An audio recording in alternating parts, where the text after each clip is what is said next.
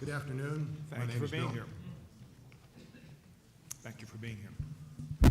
My name is Bill Kappel, U.S. Geological Survey. I've worked out of the Ithaca office of USGS for over 30 years doing groundwater and surface water studies. I appreciate the committee's invitation to address you today about the supplemental generic EIS. I have a very bland subject, data, because that's all USGS deals with is data. So don't ask me a policy question, please. Okay, the supplemental generic EIS is much improved from what it was, but we still have topics of concern. And I'm going to focus these into two different areas. One deals with groundwater quality, and the other with geology.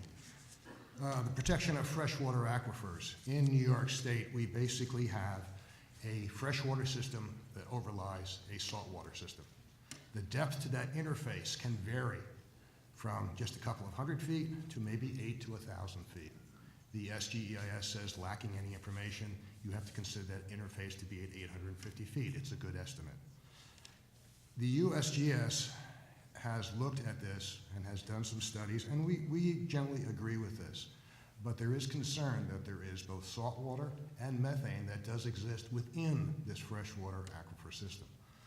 Therefore, the DEC stating that they could put a third casing that's grouted in place is good, because the more casings and the more grouts you have, the better the reliability you have of the separation between the surface water, the groundwater, and the casing that's put down the hole.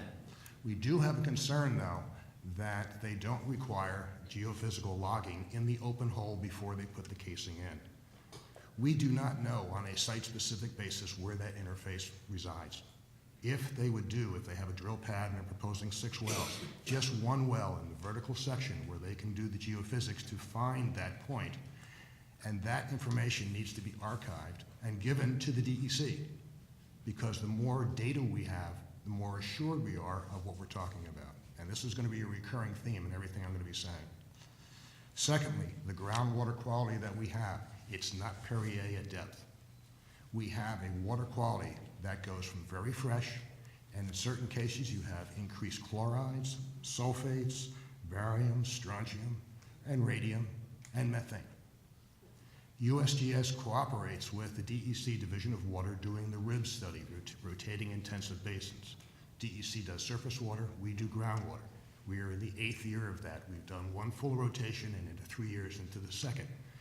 In each one of these studies, we go into a basin and may monitor, grab samples from maybe 10 to 30 wells. That is not enough information for us to characterize groundwater across the entire region. Therefore, DEC's regulations to have well water tested is good, because that's going to give you site-specific information. But what happens to that data? We have a concern that in the SGEIS, data goes to the homeowner, and data is held by the drilling company.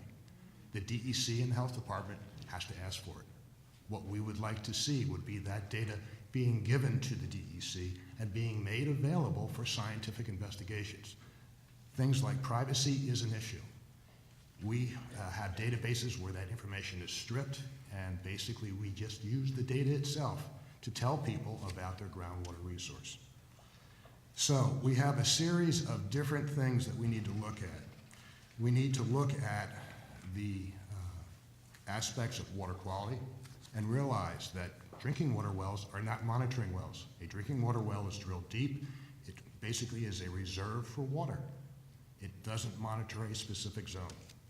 What we have proposed and will continue to propose is basically that in a number of well sites in the initial aspect of this program, that we install a series of monitoring wells that are monitored before the drilling starts, through the drilling, through the hydrofracking, and out ad infinitum for the number of decades, so that we can monitor and get this information out to everybody so they can understand what's going on.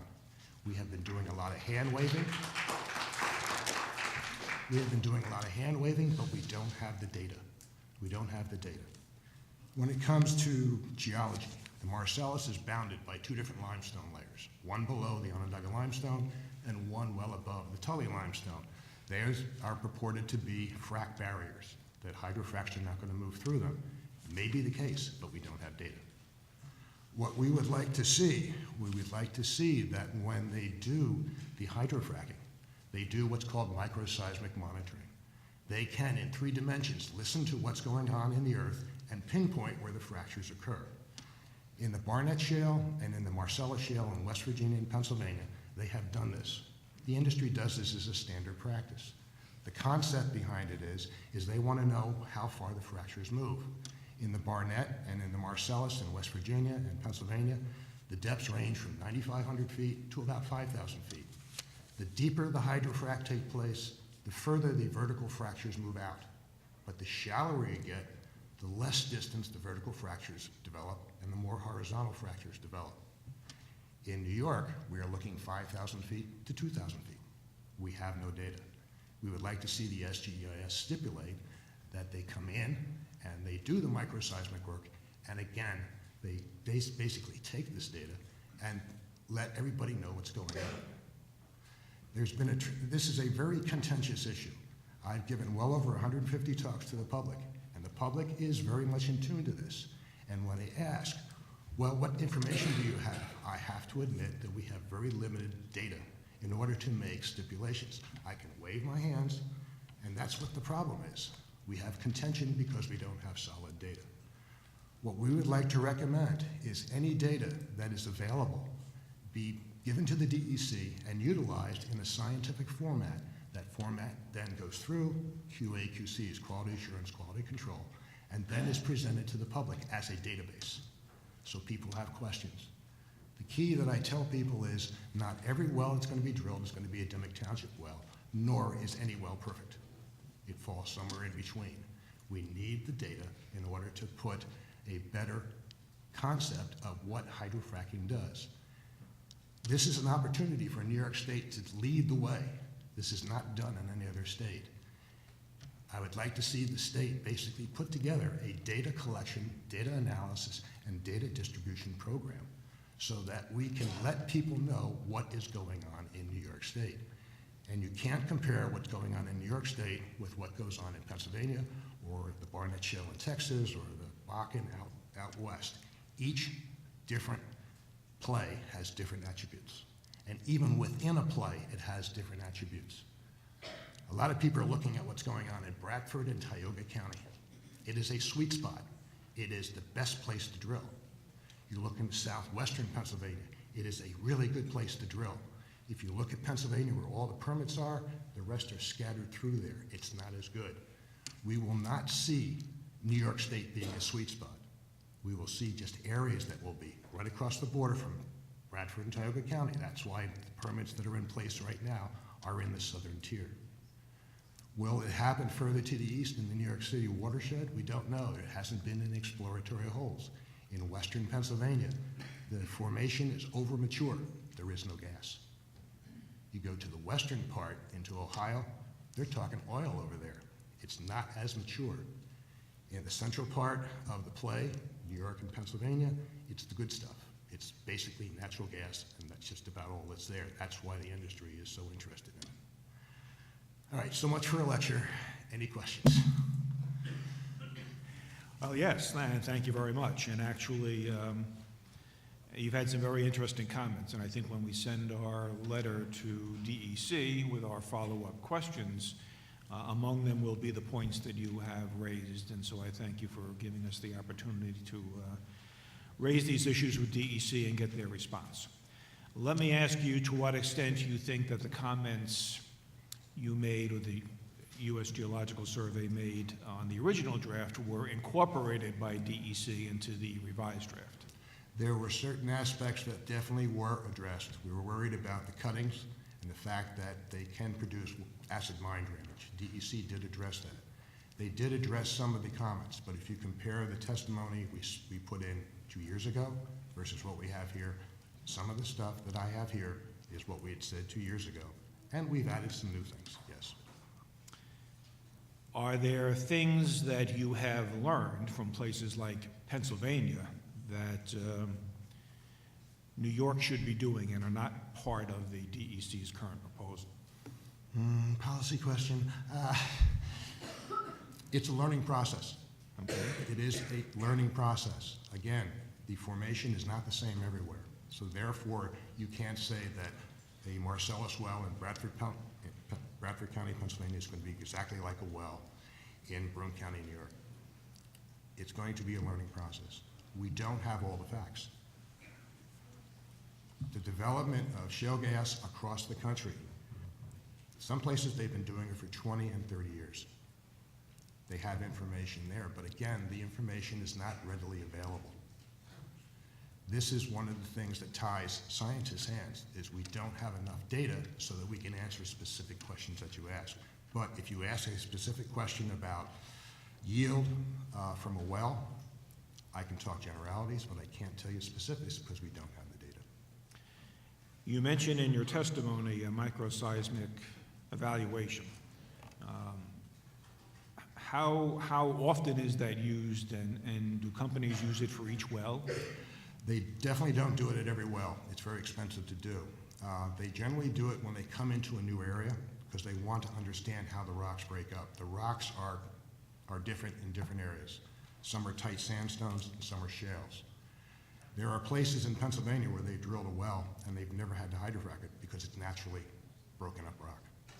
There are other places where they hydrofrack the rock and they get very little yield whatsoever. The rock reacts differently because it was laid down in an inland sea south of the equator 400 million years ago, and it wasn't the same everywhere. So what they will do is they will come into an area, do some microseismic testing to sort of get the parameters and see how their hydrofracking process and the chemistry they use, how it interacts with the rock.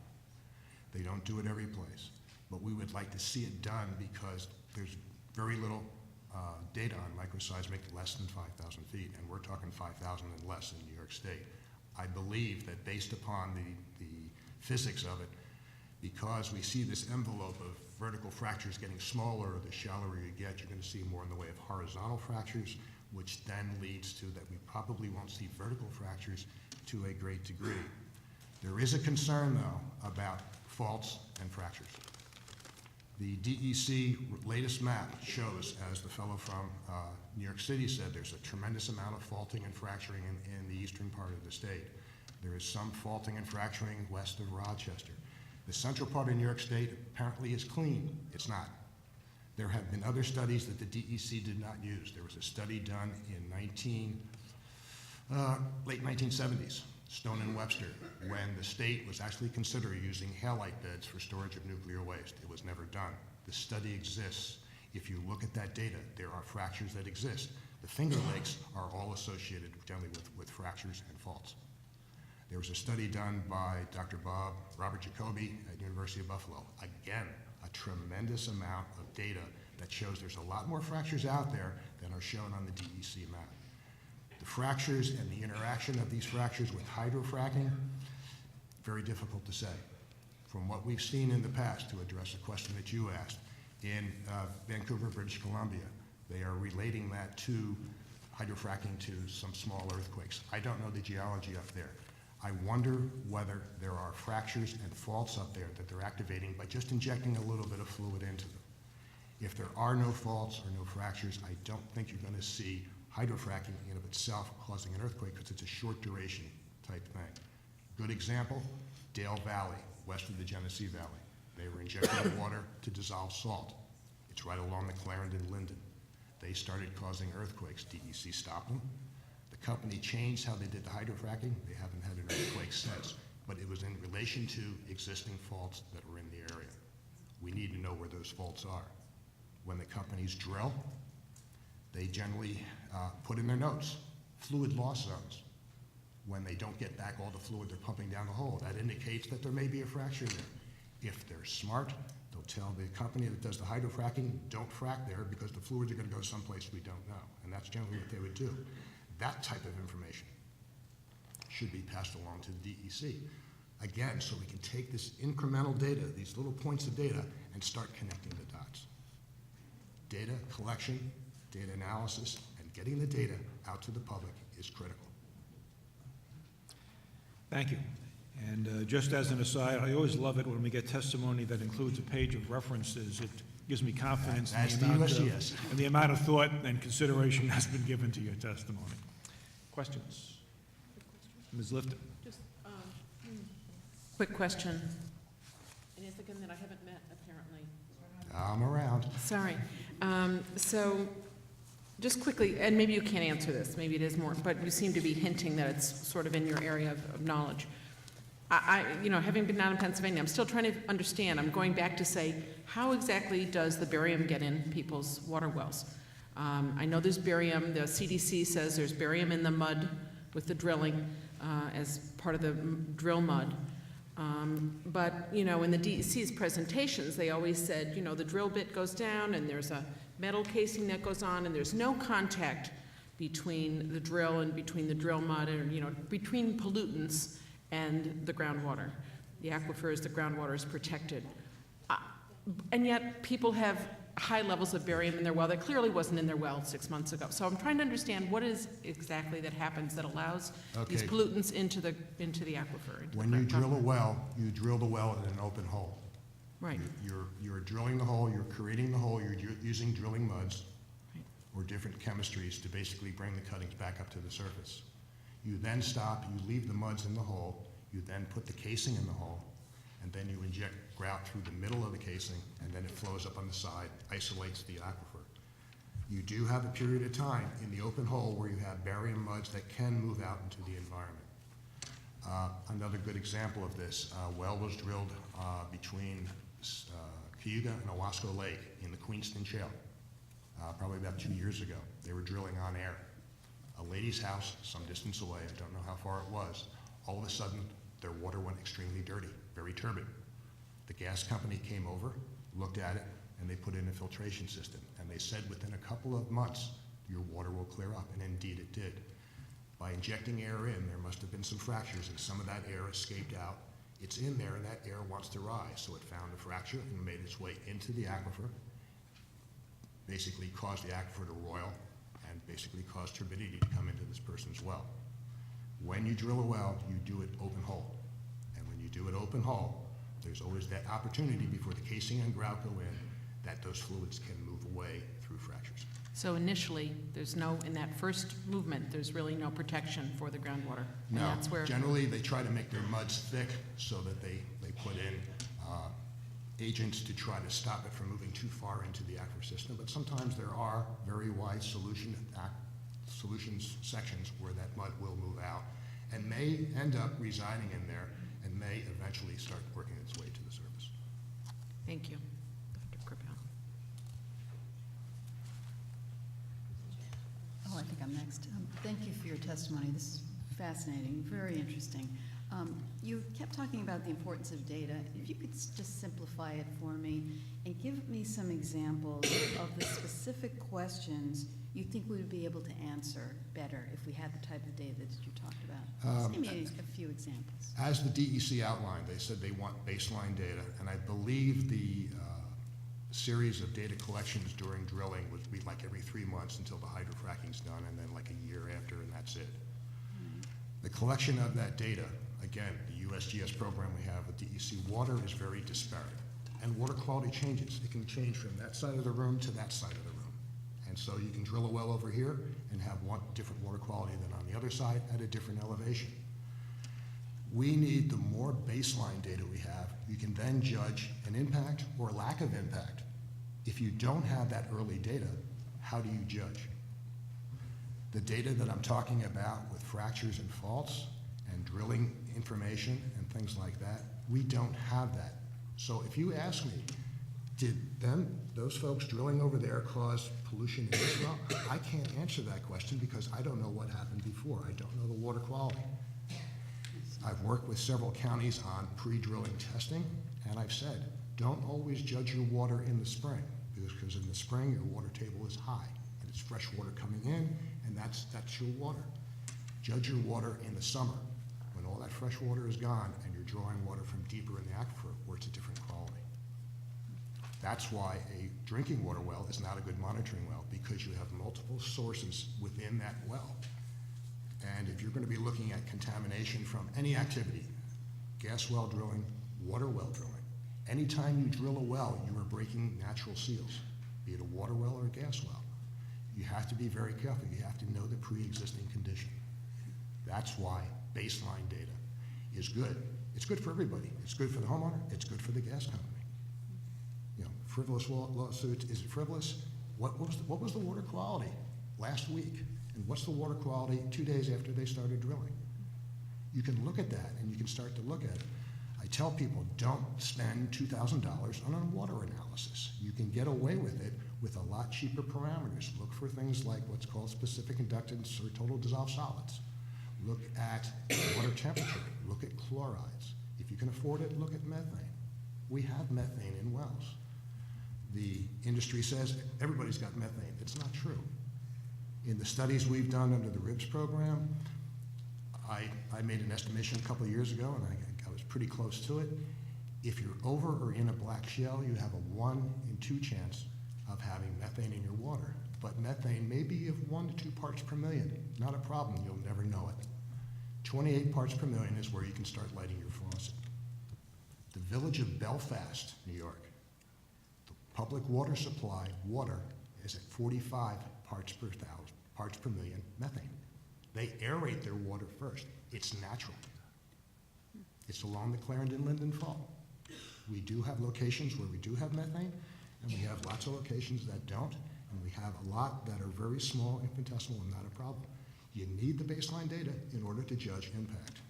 The Duke study, their study didn't have baseline data, and they were chastised for it. But the general concept was that the closer you are to a well, the higher the methane that you'll see in drinking water wells. No baseline data, how do we judge? Duke has said, we're going back, we're doing our homework, we're looking at baseline. Baseline data is critical, be it water, be it geology, or anything else. New York City is a good example, and their aqueduct systems. They're hiring experts, they're drilling, they're looking for baseline data to better understand their situation. They did drilling underneath this building before they built this building. They needed to know what the conditions were. They just didn't come in here and say, oh, this is a good spot, let's build the building. They needed to know what was going on underneath them. This is exactly the same whether you're building a building, drilling a water well, drilling a gas well. Thank you. Ms. Schimel. Thank you, Mr. Chair. The comments that I'm going to make are solely my comments and have nothing to do with anyone else here. I look at the USGS as the cavalry. I feel you are because I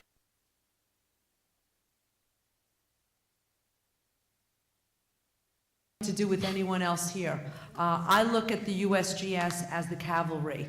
I feel you are because I've had the opportunity to work with, I guess, a subset of you in my peninsula, which is Great Neck and Port Washington. We have plenty of water issues that are going on. And again, I want to go back to what was said before. It's the local governments that are paying for those studies, not the state. We have a number of issues, long-standing issues, and I'm going to get to my question in a minute, but it ties into what you're saying. Again, when we talk about, you know, the previous speaker, the commissioner had said, well, it's going to be the state that's responsible. Well, about 20 years ago, again, I'm saying it, my Assemblywoman, which was May Neuberger, put forth statutorily a study to be done about the Lloyd that would be required to see about water withdrawals and water, how it's affected in the Lloyd. 20 years later, that study has still not been done. So we, the locals, and I'm not a local anymore, but I'm part of that, you know, you can't take me out of it, have used our own resources to hire USGS to at least start scoping. We can't afford the entire thing, but some of the peninsula and the impacts of water withdrawal and doing, framing it going forward. So I want to say when, you know, I'm a little cynical when they said the state's going to take care of it. At our own local level, it's the locals that are putting forth the money to have those studies done that were originally wanted to be done 20 years ago, required by the state, never done. That being said, one of the things that I'm concerned about, and I'll talk basic, we've been talking about chemicals, I'm talking about water withdrawal. We have on Long Island, we don't know how much water we can use in terms of site plans and others where we'll hit that peak where we're going to have saltwater intrusion. I wonder if you could speak to the area that we're talking about, Marcellus area, the shale area. In terms of, is there studies in terms of how much water can be, forget about all the chemicals, but I understand that there's a lot of water that's going to be needed for this process. I'm hearing numbers like 5 million gallons, depending on how many, well pads you have. Without the basic study of water withdrawal, because unless I'm not missing something, is there an impact just in terms of water withdrawal, or is there enough water all around and plenty to drink and? Water everywhere. It depends how you withdraw it. When the Texas companies came up into the Susquehanna River Basin in Pennsylvania, the trucks would pull up, throw their hoses in, and suck a stream dry. Mm-hmm. The Susquehanna River Basin Commission oversees water withdrawals. Right. They were notified, they pulled up, they said cease and desist, here's a $15,000 fine, come down to Harrisburg, we're gonna talk. Mm-hmm. The permitting and how that water is withdrawn is critical. The withdrawal of water can be done in a sensible fashion, but a sensible fashion means that you allow a certain percentage of that water to continue to move downstream for downstream uses. You have to understand who is downstream and who is using water. The water that's used for hydrofracking, generally, rule of thumb, is for every 1,000 feet of a horizontal leg, you're going to use 1 million gallons of water. Of that 1 million gallons of water, as seen in Pennsylvania, you get back 10 to 15%. The other 85 to 90% doesn't disappear. It's tied up in the rock because the rock is so dry and the cracks are not cracks, they're paper thin. That water will be produced in time. Pennsylvania, SRBC considers Marcellus water withdrawals. By the way, they permit the first gallon they remove, not the first 100,000 gallons. They permit it as a total consumptive use. In other words, it's not coming back. If it does come back, the water quality is different. And how is that water quality changed? And how is it treated? And how is it disposed? There was talk, DEC talked about, and it's true, they look at things like golf courses and things like that as consumptive use, ski slopes as consumptive use, yes, but it stays in the hydrologic system. There is a difference between the Marcellus. You can withdraw these large amounts of water. They're looking at places like the Susquehanna River where if you take out a whole bunch, it really doesn't make a difference, especially after Lee. But if you look at a small stream, you don't suck it dry. There are rules and regulations. DEC has their own way of permitting it. There are different methodologies, but the whole concept behind it is they're removing the water in a judicious manner so it doesn't affect the ecology downstream and doesn't affect the downstream water uses. SRBC, initially, Company A, Company B, and Company C, right along the same stretch of river, they were taking 3 different spots. SRBC said, wait a minute, you 3 companies work together, and you take it all from one spot. And they went to USGS and said, can you measure the flow at all 3 spots? And we said, no, we'll measure it at one spot. We were working with SRBC to make things a little bit easier. What these companies do now is they have a pump in a stream, and that pump is constantly pumping at a very low rate, and it's filling tanks. So when the water trucks come up, they're not taking it from the stream, they're taking it from the tanks. That type of way of removing water will work in the Susquehanna River Basin. The Delaware River Basin is looking at something very similar. But you go across the Great Divide into the Finger Lakes region. No mountains, we have the end moraines and the plugs of the valley. We don't have the same type of oversight. That oversight falls to the Great Lakes Commission. They look back to the states, which would fall to the DEC, to the Division of Water. Will the Division of Water be able to do what the SRBC does? That's a question you'll have to ask DEC. Thank you. I'm going to follow up with that. As I understand it, that the Susquehanna River Basin Commission, there are a number of separate entities that have gone into independent, if you will, monitoring capability. In other words, and they have provided their own revenue sources to hire USGS. Am I right? They are doing the scoping. There are other parts of the state, Long Island being one of them, that does not have that type of oversight. It relies on particularly the DEC, who does the best they can with their resources to oversee it. But again, not scientific, and I'll say it, again, this is my opinion, no one may agree with me, this is my opinion, Michelle Schimel will take the hit on this, that there are certain regions of the state that does not have the same scientific independent monitoring that is necessary to make those determinations whether in fact enough water withdrawal is, the impact of it. My question to you again, in the area of question today, is that type of SRBC type monitoring going on, aside from what's going on with the horizontal drilling? Is that oversight being done in terms of water withdrawal in that area? Within the Susquehanna River Basin, yes. Within the Delaware River Basin, they're working on it. Mm-hmm. You go to the western part of the state, to the Ohio River system, no. Mm-hmm. You go to the Finger Lakes, Oswego River, Great Lakes Basin, Right, it's not there yet. right. The 100,000 gallon, if you can withdraw it, report to us every year, that's all it is. It doesn't get down to the first gallon removed. Right.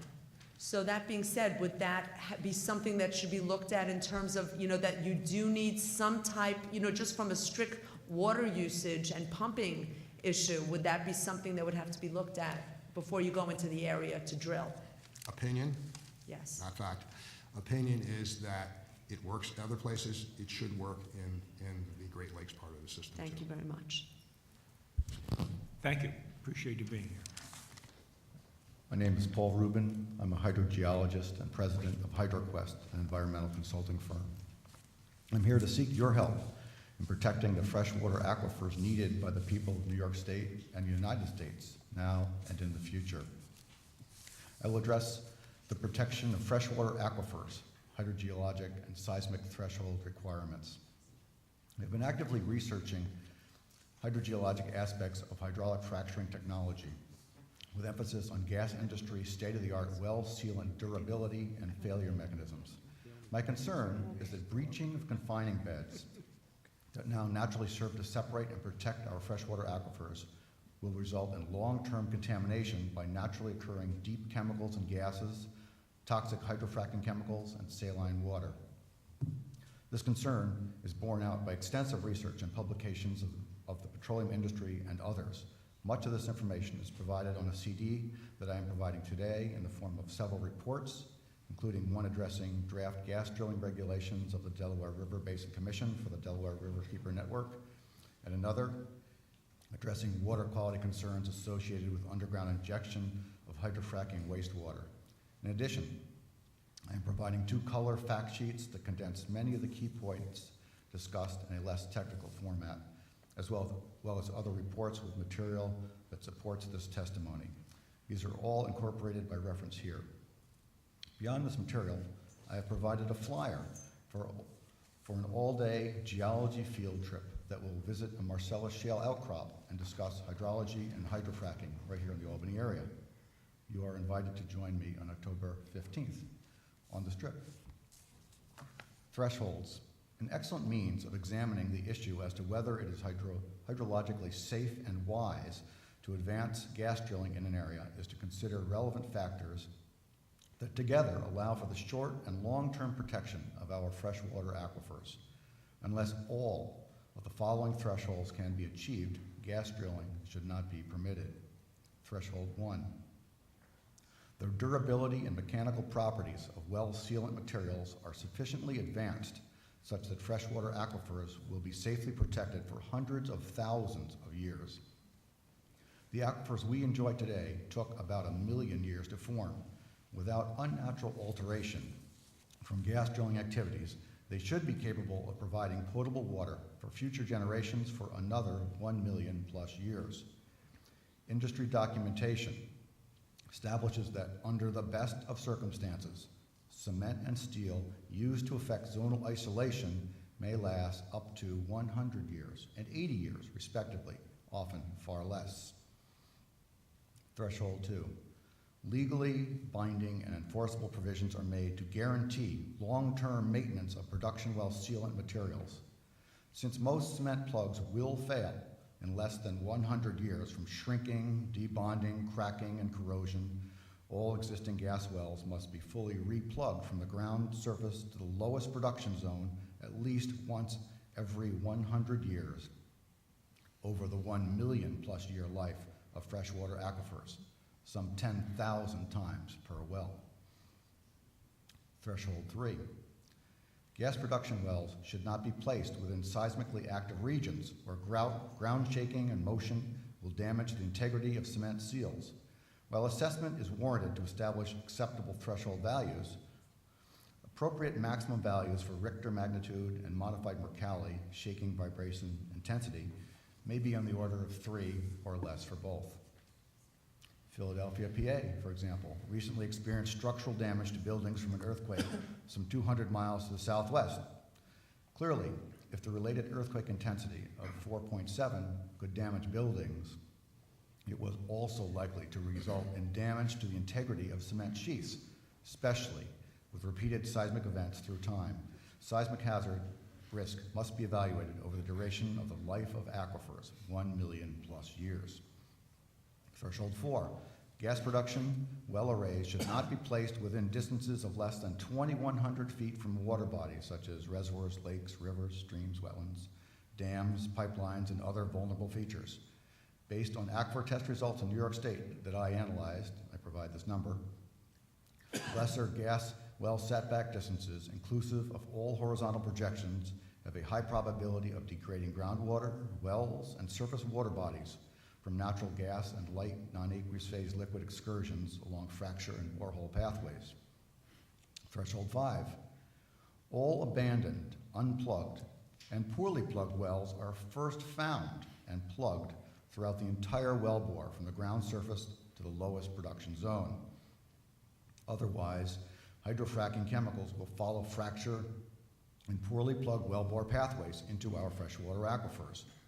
Because groundwater flow rates are slow, contaminant plumes may take decades before widespread groundwater degradation reaches our water supplies. All contaminant excursion pathways should be sealed before any new hydrofracking is conducted in an area. Threshold 6, old gas and oil wells should not be used for disposal or underground injection of hydrofracking wastewater where homeowner wells or abandoned or poorly plugged production wells are situated within a radial distance of at least 3,000 feet. This includes wastewater disposal in New York State and other states, inclusive of the recently EPA-permitted Bittinger wells just over New York's border in neighboring Pennsylvania. Until zonal isolation sealant materials are developed that are capable of surviving intact for hundreds of thousands of years, no underground injection of hydrofracking waste should be permitted anywhere. The risk of toxic chemicals discharging upward into overlying aquifers, homeowner wells, and surface waterways via fractures and failed cement sheaths and casing is too great. Threshold 7. The regulations are amended to A, require all gas companies to use company-specific tracers in their frac fluid at concentrations that allow appropriately for dilution, and B, the regulations are amended to legally require full disclosure of all groundwater and surface water contamination information.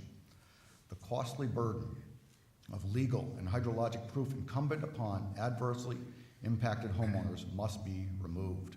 Similarly, the regulations must ban non-disclosure agreements between gas companies and homeowners.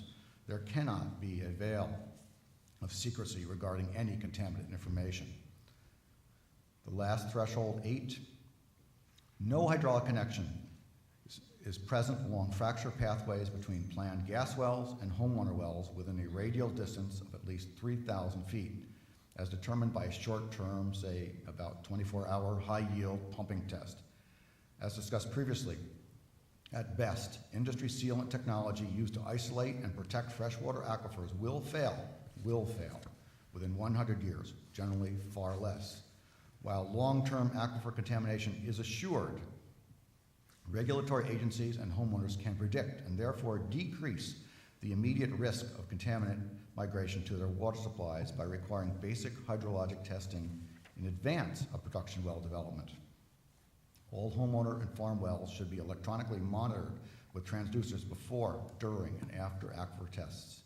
If a hydraulic connection is determined via pumping, then the planned gas production well should be abandoned and completed as a water supply well or plugged and abandoned as per regulations. This test should be mandatory on all planned wells before they are drilled below the base of freshwater aquifers. Failure to achieve all these 8 thresholds will, without doubt, result in long-term and irreparable contamination of our freshwater aquifers.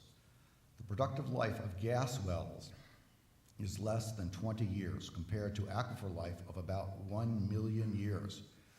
While we may be able to export natural gas today, we would be far better served to protect our freshwater aquifers for the remaining 998,980 plus years of their productive lives. In today's world, we need to realize that fresh water is more valuable than natural gas or other fossil fuels. To maintain this freshwater supply now, and into the future, we must protect its quality. This requires that all the thresholds above be met. Thank you. Well, good afternoon. Congressman Sweeney and distinguished members of the Assembly, thank you for giving me this invitation to testify today. My name is Sandra Steingraber. I'm a Ph.D. biologist. I did my training at the University of Michigan. I'm currently a scholar in residence at Ithaca College, and I've been involved in the field of environmental health for 20 years. I'm the author of 3 books on the topic, the most recent of which addresses the health effects of fracking, and I've brought a copy for you today. I'm pleased to report that my research and writing in the field of environmental health has just been acknowledged by the Heinz Foundation. I'm one of the lucky recipients of the 2011 Heinz Award. 2 weeks ago, I announced my intent to devote the prize money, $100,000, to the grassroots fight against the headlong rush to permit horizontal hydrofracking in New York State.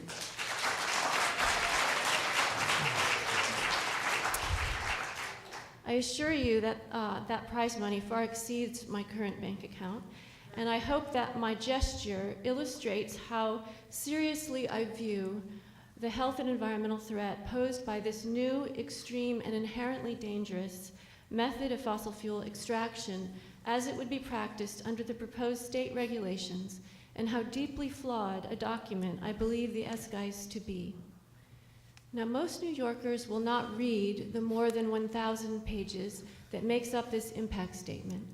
But because its conclusion is that horizontal hydrofracking can be practiced safely in New York and will contribute beneficially to the economy, most people in New York would reasonably conclude that there must exist evidence to demonstrate that fracking poses a low risk to human health and will usher in no ruinous associated medical costs to our state. But that is not the case. The SGEIS contains no human health assessment, so that when it comes to demonstrating safety to people's health, the SGEIS emperor has no clothes. I'd be happy to address the questions about the attendant threats to water, food, and radioactivity, and the new field of study I'm now looking at, which is the field of geomicrobiology, meaning the Marcellus Shale is actually alive with, as a microbial ecosystem. It's a kind of subterranean coral reef. And I'm taking a look at the biocides that are used to kill those microorganisms and the effect that that might have on element cycling and climate stability. I'd be happy to answer your questions about that, but I thought I would focus my remarks in these minutes on a brief discussion of air pollution. This was a topic when I testified here last May, the Assembly seemed particularly interested in, so I brought in some new data with me. As an aside, however, I feel the need to offer a correction to what I believe I heard this morning from one of the members of the commissioner's panel when he was asked a question about earthquakes. And the response was that there was not sufficient pressure exerted by fracking to trigger earthquakes. My understanding is that that's not the issue. The connection with earthquakes is because the fracking fluid itself contains surfactants to lower the friction to allow 10,000 pounds of square inch of pressure of water and fluid to go down the pipe. By injecting surfactants and friction reducers into the rock and blowing it up and turning it into rubble, we create rubble that's well lubricated. So the earthquake risk is not from the pressure itself, but rather from the slipperiness of the rocks that can move now very easily, and they're also, of course, broken up now, so they can slide much more easily. That's my understanding. It actually frightens me to think that a government agency in charge with regulating this process doesn't understand the science on that point. As to air pollution, we know a lot about the health effects to diesel exhaust and the ground level ozone that it creates. This kind of air pollution is lethal. It contains a large amount of ultrafine particles and the carcinogen benzoapyrene. In adults, these pollutants are variously linked to bladder, lung, and breast cancer, as well as stroke, diabetes, and preterm death. There's new research out recently to link it also to memory loss during the process of aging. In children living near busy roadways, these air pollutants are linked to preterm birth, asthma, cognitive deficits, lowered IQ, and stunted lung development. We know now that even a few hours of commuting on roads with heavy traffic can increase the risk of heart attack. This is some of the new data that's come out this year. We know that this increased risk is quantifiable. New research published in The Lancet shows that air pollution triggers more heart attacks than cocaine use, and about the same number as shoveling snow. Improving air qualities, the authors of this study conclude, is a meaningful place to begin a program of heart attack prevention. It's therefore reasonable to ask, by degrading the quality of air in New York State, if we won't be increasing the incidence of all of the health problems just enumerated. It's reasonable to ask whether it will consign residents of upstate New York to preterm death, and to ask, because upstate New York is the lungs for New York City is livable because fresh air from upstate blows by prevailing winds west to east into New York City and blows out the polluted and ozone-filled smoggy air in the city. What will happen if our upstate air becomes contaminated to the point where it's like urban air? There will be no relief for New York. What are the consequences of that? Well, those questions actually are answerable. It's possible using the tools of quantitative risk assessment to answer these questions and actually put some numbers on them. For example, the cross-state air pollution rule, which was just finalized by the US EPA, was based on this kind of analysis. The risk assessment demonstrated that if you reduce sulfur dioxides by 73% and nitrogen oxides by 54%, you could prevent on a nationwide level 34,000 preterm deaths, 15,000 heart attacks, 19,000 cases of bronchitis, 400,000 cases of asthma, 1.8 million sick days, and save $280 billion in healthcare costs. And it turns out that these savings far exceed the cost of the capital investments required to make the improvements on the utilities to bring them up to these new standards. Now, there's ongoing debate in the Wall Street Journal just today about whether or not these new rules should be implemented, but the point is that we can actually generate numbers for human health benefits or risks, knowing exactly the amount of air pollution we're adding or subtracting. However, the SGEIS could have answered these questions, and it does not. So before the lovely fields, woods, and vineyards and orchards of upstate New York are turned into smoggy, accident-prone industrial zones, we need to draw up a comprehensive list of projected costs and benefits, but we can't do that if the costs are not cataloged or even acknowledged to be real. For that reason, yesterday, a letter was sent to Governor Cuomo from more than 250 doctors and medical authorities warning that hydrofracking review is omitting demonstrable risk to public health, and it calls for preparation of an independent public health assessment before the state moves ahead with permits. That would tell us how many more additional asthma, how many more heart attacks, how many more breast and lung cancers with this amount of air pollution, which we could, in fact, quantify and make models of. The state is ignoring health risks and in fact, violating its own executive order to look at health risks in rushing to approve hydrofracking permits. One signatory to this important letter is the American Academy of Pediatrics, and I am another signatory. Now, in this morning's paper, in response to the submission of this letter, the response from the DEC, specifically from Emily DeSantis in the Gannett newspapers, was that the draft analysis does thoroughly review the causes of health impacts. Where, I ask, is it? Because I looked very hard and I can't find it. My colleague, Dr. Adam Law, went one step further than I did and actually did a word search on the document. He looked for words such as physician, nurse, endocrine disruptor, epidemiology, toxicology. They're not there. So I would encourage you to take a look yourself, because I looked for words like breast, lung, blood, hospital. The word children appears nowhere in this document. So it's hard to imagine that health effects have actually been looked at with the word children appears nowhere in 1,500 pages. So to conclude, I'm going to speak not as a biologist, but as a mother. I feel that there's an uncontrolled human experiment that's about to be started, using me and my children as study subjects. I spend a lot of time looking at cancer registry data.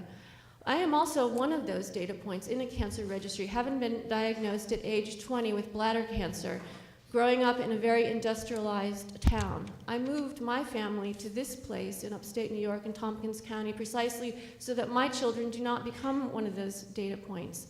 I am not alone in believing that if the state does not prevent and protect and pay attention to our health, we will have to simply leave. I received a phone call from a Westchester mother this week saying that if gas drilling comes, she won't be sending her children to upstate New York colleges, that Princeton will win out over Cornell. She doesn't want her children driving in those kind of conditions. France just decided to maintain its ban on hydrofracking, and this is what President Nicolas Sarkozy said about it. He said that France will maintain its ban until there is proof that shale gas exploration won't harm the environment or massacre the landscape. This is what I would like my governor to say. New York will maintain a ban on fracking until there is proof that shale gas exploration won't harm our environment or massacre the landscape or damage the children of New York. Thank you.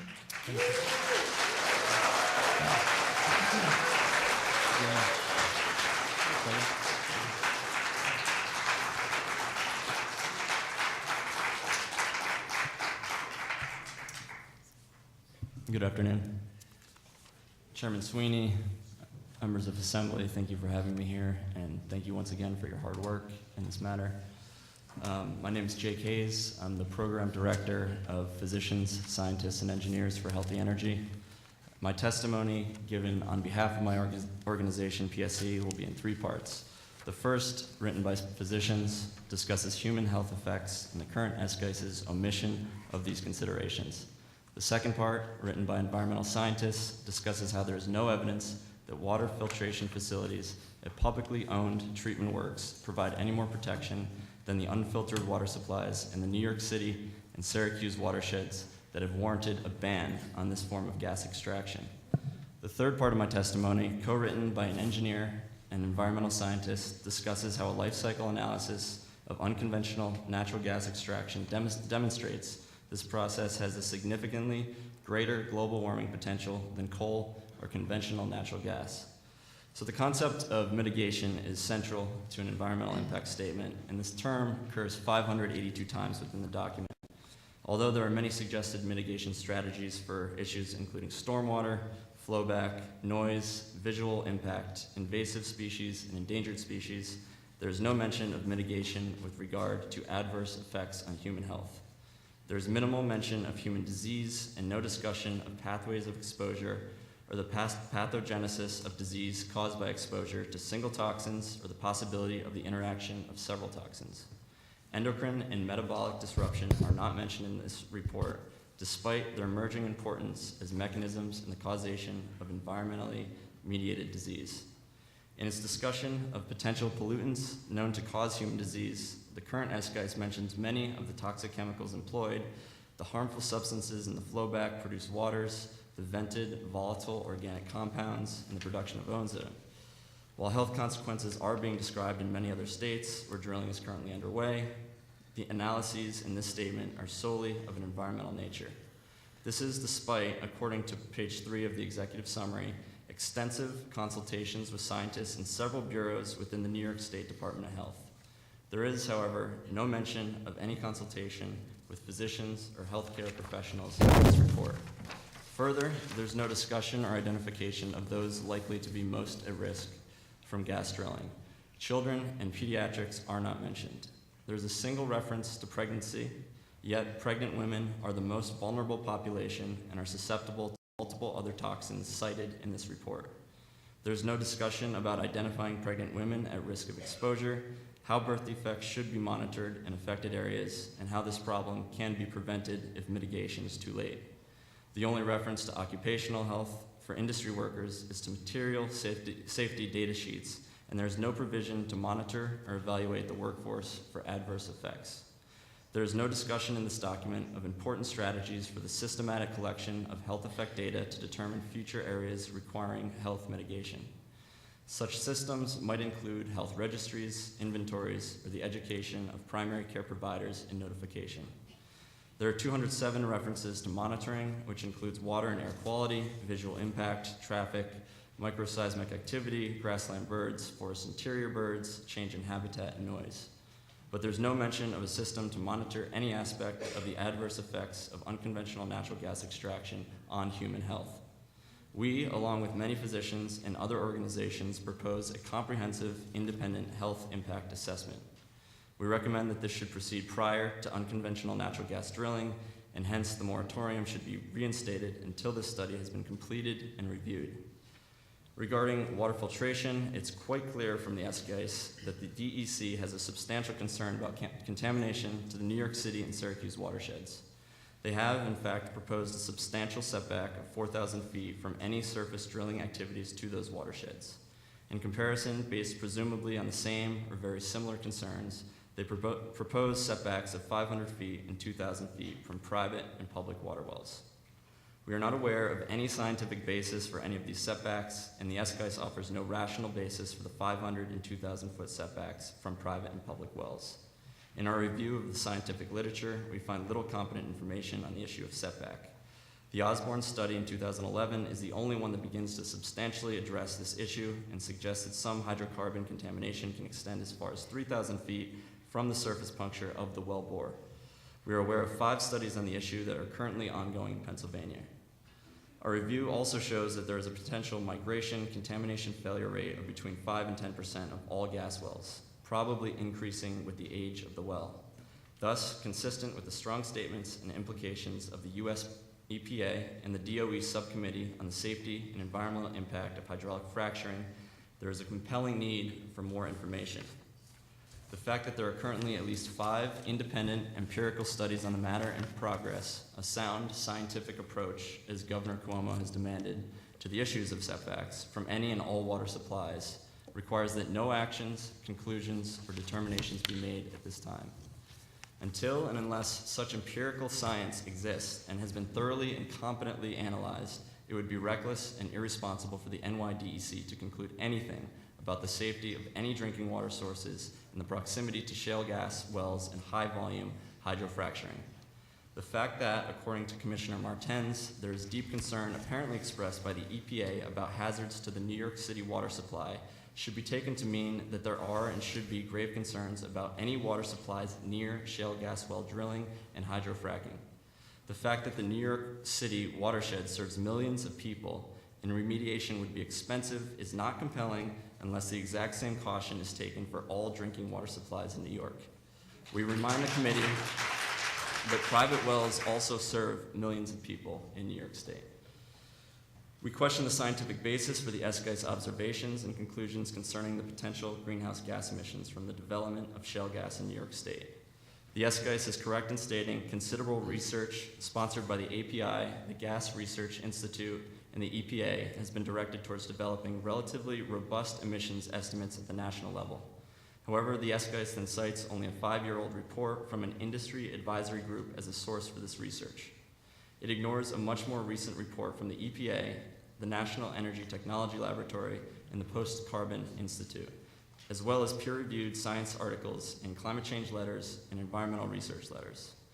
In determining its gas emission factors for drilling, fracking, and other production activities, the SGEIS uses an old report done by the Gas Research Institute from 1996 and completely ignores a much more recent report from the EPA, which also includes changes due to unconventional high-volume fracking and shale.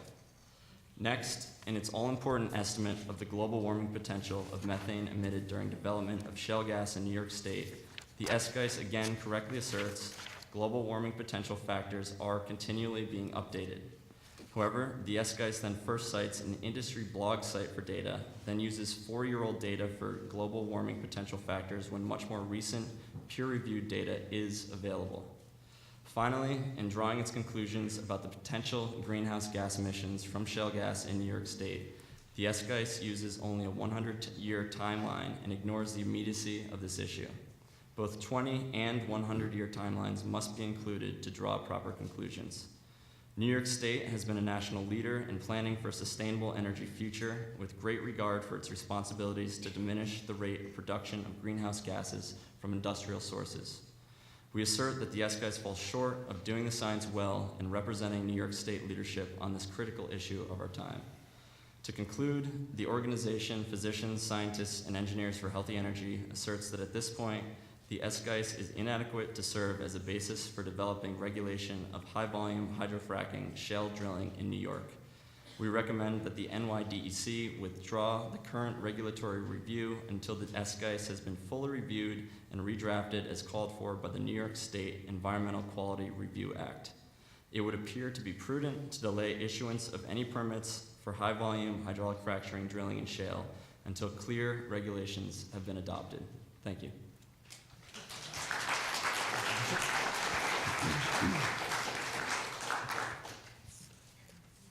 Hi, my name is Dr. Ronald Bishop. I am a lecturer in chemistry and biochemistry at the State University of Oneonta. I am, of course, resident of the town of Middlefield in Otsego County.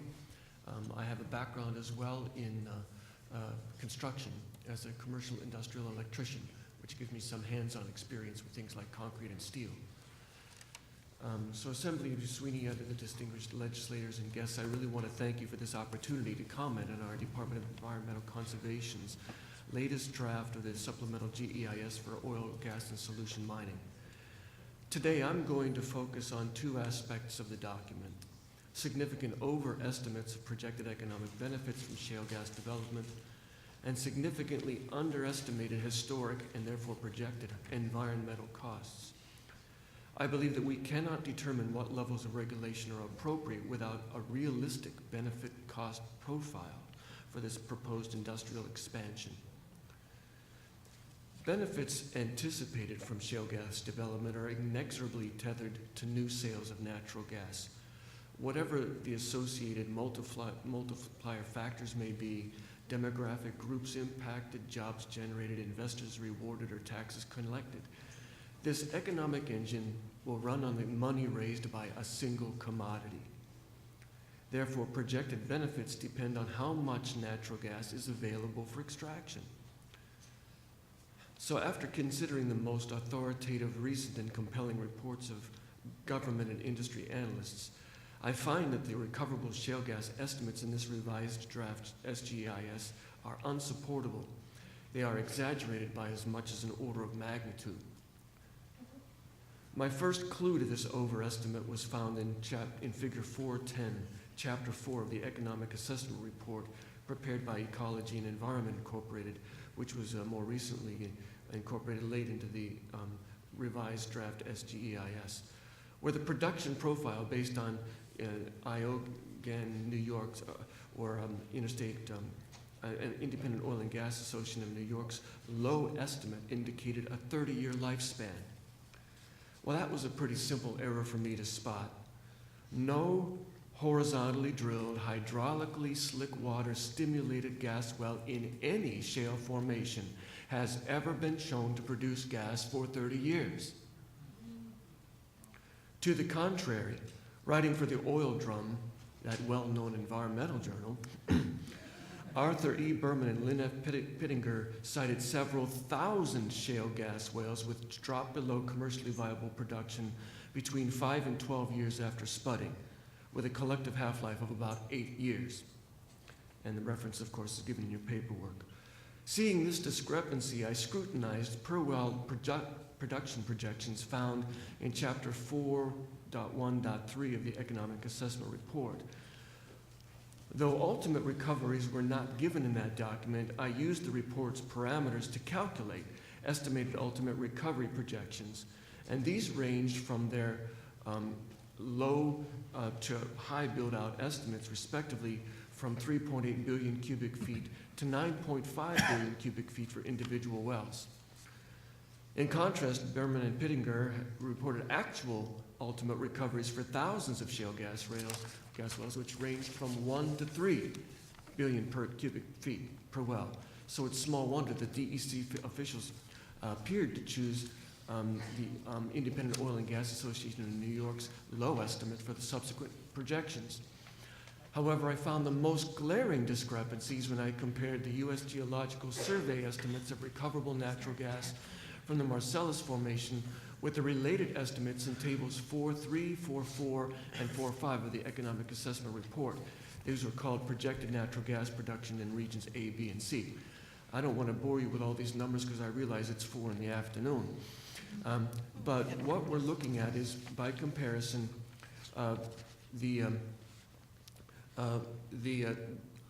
when you crunch the numbers, what we're seeing projected for New York State equal 3.67 billion cubic feet per square mile at the low end and 21.7 trillion cubic feet per square mile at the high end. The most recent estimates from the U.S. Geological Survey, considered one of the most authoritative sources ever, indicate that the upper limit of recoverable natural gas from the Marcellus Shale Formation is only 84.2 trillion cubic feet throughout its entire extent of 54,000 square miles. So what we're seeing is more than an order of magnitude for both the average and the high development profiles over what is possible according to the USGS. So these figures and crunching these numbers led me to two very troubling conclusions. One, either the Independent Oil and Gas Association of New York representatives are not competent to provide reasonable projections of Marcellus shale gas production, or their estimates are intentionally misleading. And two, either our DEC officials are not competent to independently evaluate Ioganese New York claims, or they are complicit with the gas industry advocates.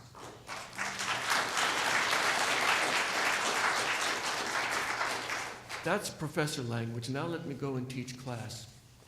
Either they will not or they cannot tell us the truth about these estimates. The ramifications of that assessment of mine goes far beyond the numbers that I've just crunched for you, because it goes to the credibility of not only the industry representatives, but also our own DEC officials. I'll direct the rest of my comments to underestimated environmental costs of shale gas development in the new guidelines. Again, my first clue that something was amiss came from reading in the chapter 2, section 246, the history of drilling hydraulic fracturing in water supply areas, that the only recent incident of groundwater contamination that they know of was a 2007 incident in Brookfield Township, Madison County. And the conclusion of that in the SGEIS was, overall, we find things have pretty much been resolved and the water quality back to normal, if not better than pre-incident conditions. I've shown you documentations for John Salka, the town supervisor's response, indicating that more than half of the families influenced then, now, after 5 years, continue to have unusable well water at their homes. Moving on, other incidents of questionable investigation, follow-up, and reporting of water well pollution where gas development was implicated have occurred south of Jamestown in the township of Cayentone, Chautauqua County in 2007, south of Andover, Allegheny County in the town of Independence in 2009, and both north and west of Springville, Erie County. North, of course, in East Concord and west of there in Collins, Erie County, to cite which may be the most egregious recent cases of groundwater contamination fairly directly tied to natural gas extractions. Not one of these is mentioned in section 246 of the SGEIS, or for that matter, acknowledged by Mr. Soves, who came before me. But far greater in scale than these potentially isolated incidents is New York's systemic problem with abandoned oil and gas wells. little apparent progress has been made in dealing with the 4,722 wells on the state's priority plugging list, which I provided for you, let alone on our approximately 57,000 abandoned orphan oil and gas wells statewide. Reference to this issue, this elephant in the room in the SGEIS, is limited to a recommendation that new well projects should be set back from these structures by at least 1 mile, irrespective of the fact that we don't know where half of them are. The document contains no new resources or strategies for resolving problems with old wells or for any long-term monitoring of newly abandoned oil and gas well infrastructure. Therefore, I submit that the most significant aspect of environmental cost that's related to the natural gas industry in New York State is completely omitted from any consideration in this revised draft SGEIS. So I believe that this combination of exaggerated economic benefit and grossly underestimated environmental, not to say medical cost in the revised guidelines deserves our most sober consideration. Thank you very much for your attention. Thank you.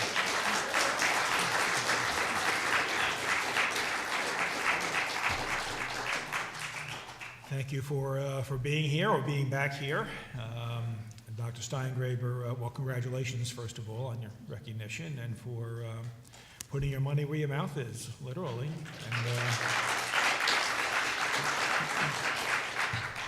And Dr. Bishop, I think you hit the nail on the head when you talked about cost and benefit. There has not been a true independent cost-benefit analysis of this whole issue, and the DEC report is certainly not it. That would have been the only hope, and it's not there.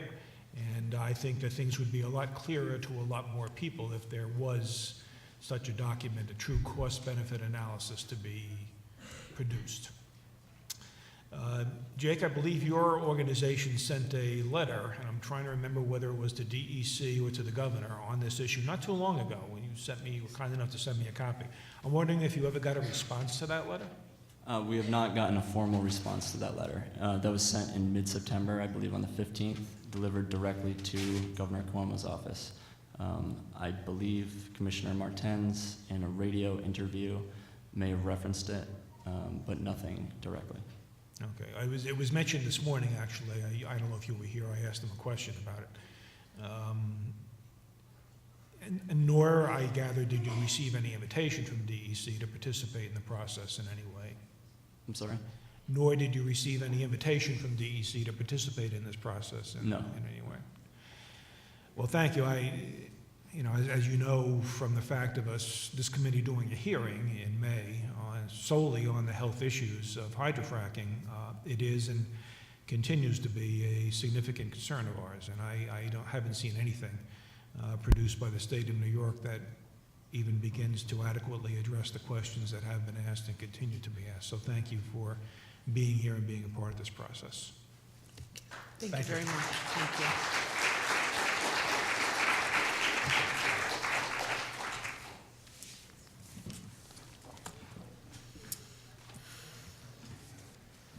Next we have Gregory May and Dr. Jeanette Barth.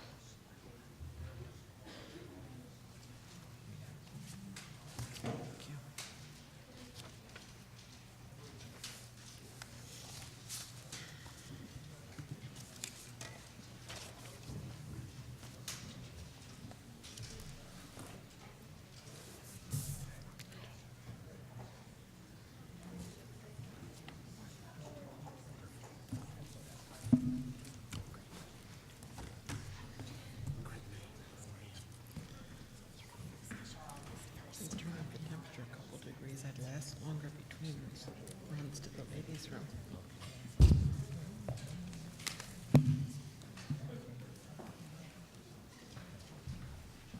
Welcome.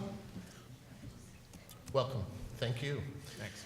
Mr. Chairman, thank you, and esteemed committee members, thank you for allowing me a couple of minutes today to talk about my topic. My name is Greg May. I'm a residential vice president of residential mortgage lending for a bank in upstate New York. I have been in the mortgage lending field since the early 70s. These comments were drafted as me being a member of part of a committee, Tompkins County Council of Government, Task Force on Gas Drilling, an assessment and land valuation work group in collaboration with a number of other group members that included realtors, attorneys, and another lender. The information is presented as it relates to the impact of gas and oil leases on residential mortgage lending. No opinion is being expressed or implied on the practice of leasing, mineral rights, environmental impact, or regulations surrounding gas or oil leases by Tompkins Trust or myself. The issues listed are summarized to highlight potential conflicts for residential mortgage lending in an effort to facilitate meaningful consideration of these issues. The first, surface or subsurface rights within 200 feet of a residential structure would not be acceptable for conventional mortgage financing in the secondary market per Fannie Mae and Freddie Mac requirements that have been published in their manuals. Second, title insurance is a standard requirement for residential mortgage loans and the secondary mortgage market. And a standard New York State title insurance policy, Schedule B, specifically states that it does not insure against loss or damage for a number of specific reasons.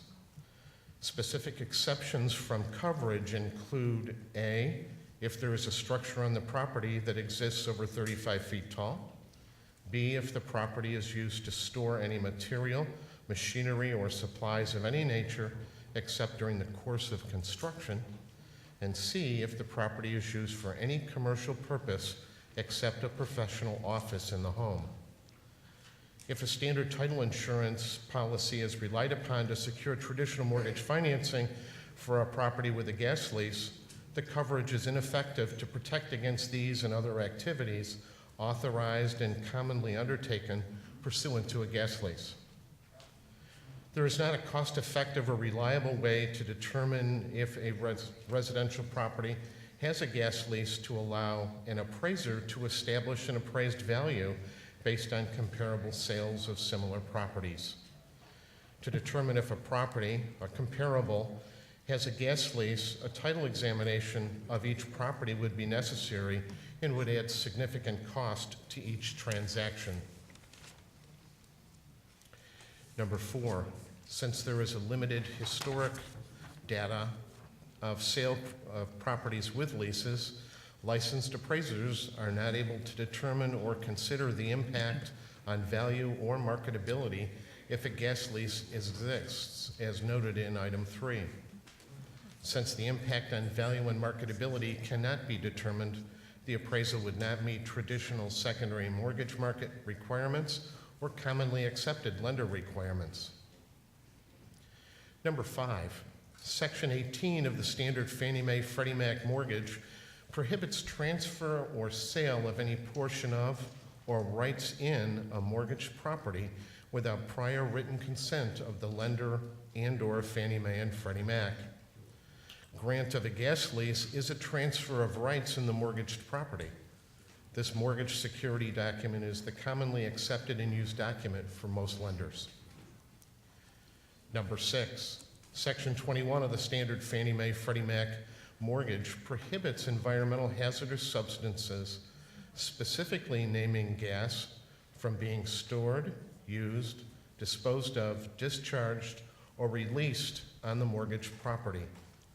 The borrower agrees to not allow another entity to do any of these prohibited actions on the mortgage property as well. This mortgage security document is the most commonly accepted and used mortgage document for lenders. Number 7, traditional homeowners insurance, what we call fire insurance, generally excludes coverage if a property has active commercial operations occurring on the property. In addition, some companies are now adding what they call pollution exclusion language that would not cover seepage or leakage damage coverage as a result of any commercial activity. Number 8, surface or subsurface rights within 300 feet of a residential structure or within 300 feet of the property boundary would not be acceptable for FHA financing. and that's listed in the HUD minimum property standards section. Number 9, standard gas leases provide the gas company with permanent easements on the property to drill, maintain, operate, plug, use roads, electric, construct pipelines, and many other rights. Such rights survive the term of the lease. It would impact the ability for a potential future owner to secure traditional financing for the reasons previously noted. Number 10, gas leases are at times pledged by the holder of the lease to secure financing for the gas company, with a lien being placed on the property's subsurface rights. These liens may impact the ability for a homeowner to sell or use the property as security for traditional financing, since many municipalities and title companies are not able to separate surface and subsurface ownership and liens in an effective way. A standard title search that shows such liens would create confusion or delay in distinguishing between the homeowners and the gas company's rights in the property. Number 11, lenders are responsible to warrant that the loans they sell in the secondary mortgage market meet investor requirements. If a lease exists on the property, it would be difficult for a lender to warrant the loan meets the investor requirements. To conclude, it is urged that these conflicts be addressed to avoid any potential impact on traditional mortgage lending. Again, I would like to thank you, Mr. Chairman, and esteemed committee members. Thank you. Dr. Barth? Okay.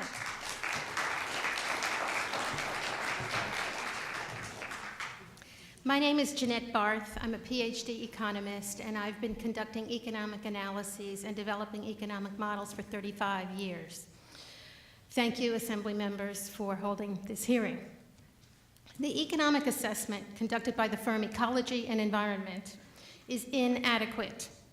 Economic benefits, including employment, income, and tax revenue, are exaggerated, and significant economic costs are ignored. It is the responsibility of the DEC and our leaders in Albany to ensure that all of the benefits and costs to New York State, the Marcellus region, and its residents are incorporated into the economic assessment prior to making any decisions regarding hydraulic fracturing. Unless the economic assessment conducted for the SGEIS is comprehensive, unbiased, and transparent, it cannot be respected. The economic assessment conducted by E&E is inadequate on all counts. There is extensive independent and academic literature that has been written and published on the subject of economic impact of extractive industries, and these research findings have been ignored. Did E&E fail to conduct a thorough literature review, or did they simply omit the results of that review? Is it because the unbiased research concludes that areas with extractive industries are economically worse off in the long run? I have attached just a few examples of unbiased research at the end of my written testimony. A major concern, as evidenced by extensive public comments, is the likelihood that various existing industries that are vital to the region may be severely and negatively impacted. Such industries include agriculture, organic farming, tourism, hunting, fishing, and winemaking, etc. Why was this concern not treated seriously? Not only are there various ways to attempt to evaluate the negative impacts due to potential declines in other industries, there are also existing studies that E&E could have referenced. For example, one study calculated that the net present value, using a discount rate of 3% over 100 years, of natural goods and services from ecosystems in the New York State portion of the Delaware River Basin is $113.6 billion. That's $113.6 billion in just the New York State portion of the Delaware River Basin. Such estimates should be done for all industries that could be negatively impacted in the entire New York State portion of the Marcellus Shale region. And the probability and extent of declines in these industries should also be evaluated. Since there have been many concerns voiced about the cost to communities, why was there no attempt to estimate such costs? Costs associated with the increased demand for community social services, police and fire departments, first responders, local hospitals, etc., should be estimated, not simply mentioned and then ignored. It is possible to estimate potential truck traffic and the related wear and tear on roads, and these costs are not all paid for the gas, have not been all paid for by the gas industry in other states such as Arkansas, as was mentioned earlier. Indeed, a confidential New York State Department of Transportation memorandum, which was leaked, provided data concerning truck traffic and costs. Why were road repair and maintenance costs not estimated, incorporated, and analyzed? Was this by design? Why was there no attempt to measure public health costs? There is much research on the negative health impacts of shale gas drilling, and the public has repeatedly voiced such concerns. The costs associated with these impacts should be set forth. It is well known that extractive industries create a boom and bust cycle for communities. Why are the costs of a long-term bust not estimated in this assessment? Why was some research regarding the impact on property values summarized without mention of the fact that there have been reports that banks may not issue mortgages on properties with or near a gas well? Another important economic impact on the region that is completely ignored in this assessment is the loss of future economic development potential after a spider web of pipelines are built, preventing further building on or near these pipelines. Why is this cost also ignored?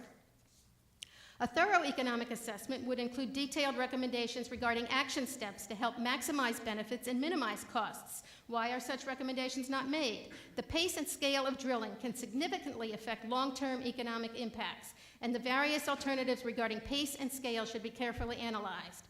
Tax policy recommendations should be made to be sure that funding is available to communities for their increased costs and also for environmental mitigation. A long-term, detailed economic development plan for the entire region must be in place that will help to minimize the negative effects of a potential economic bust.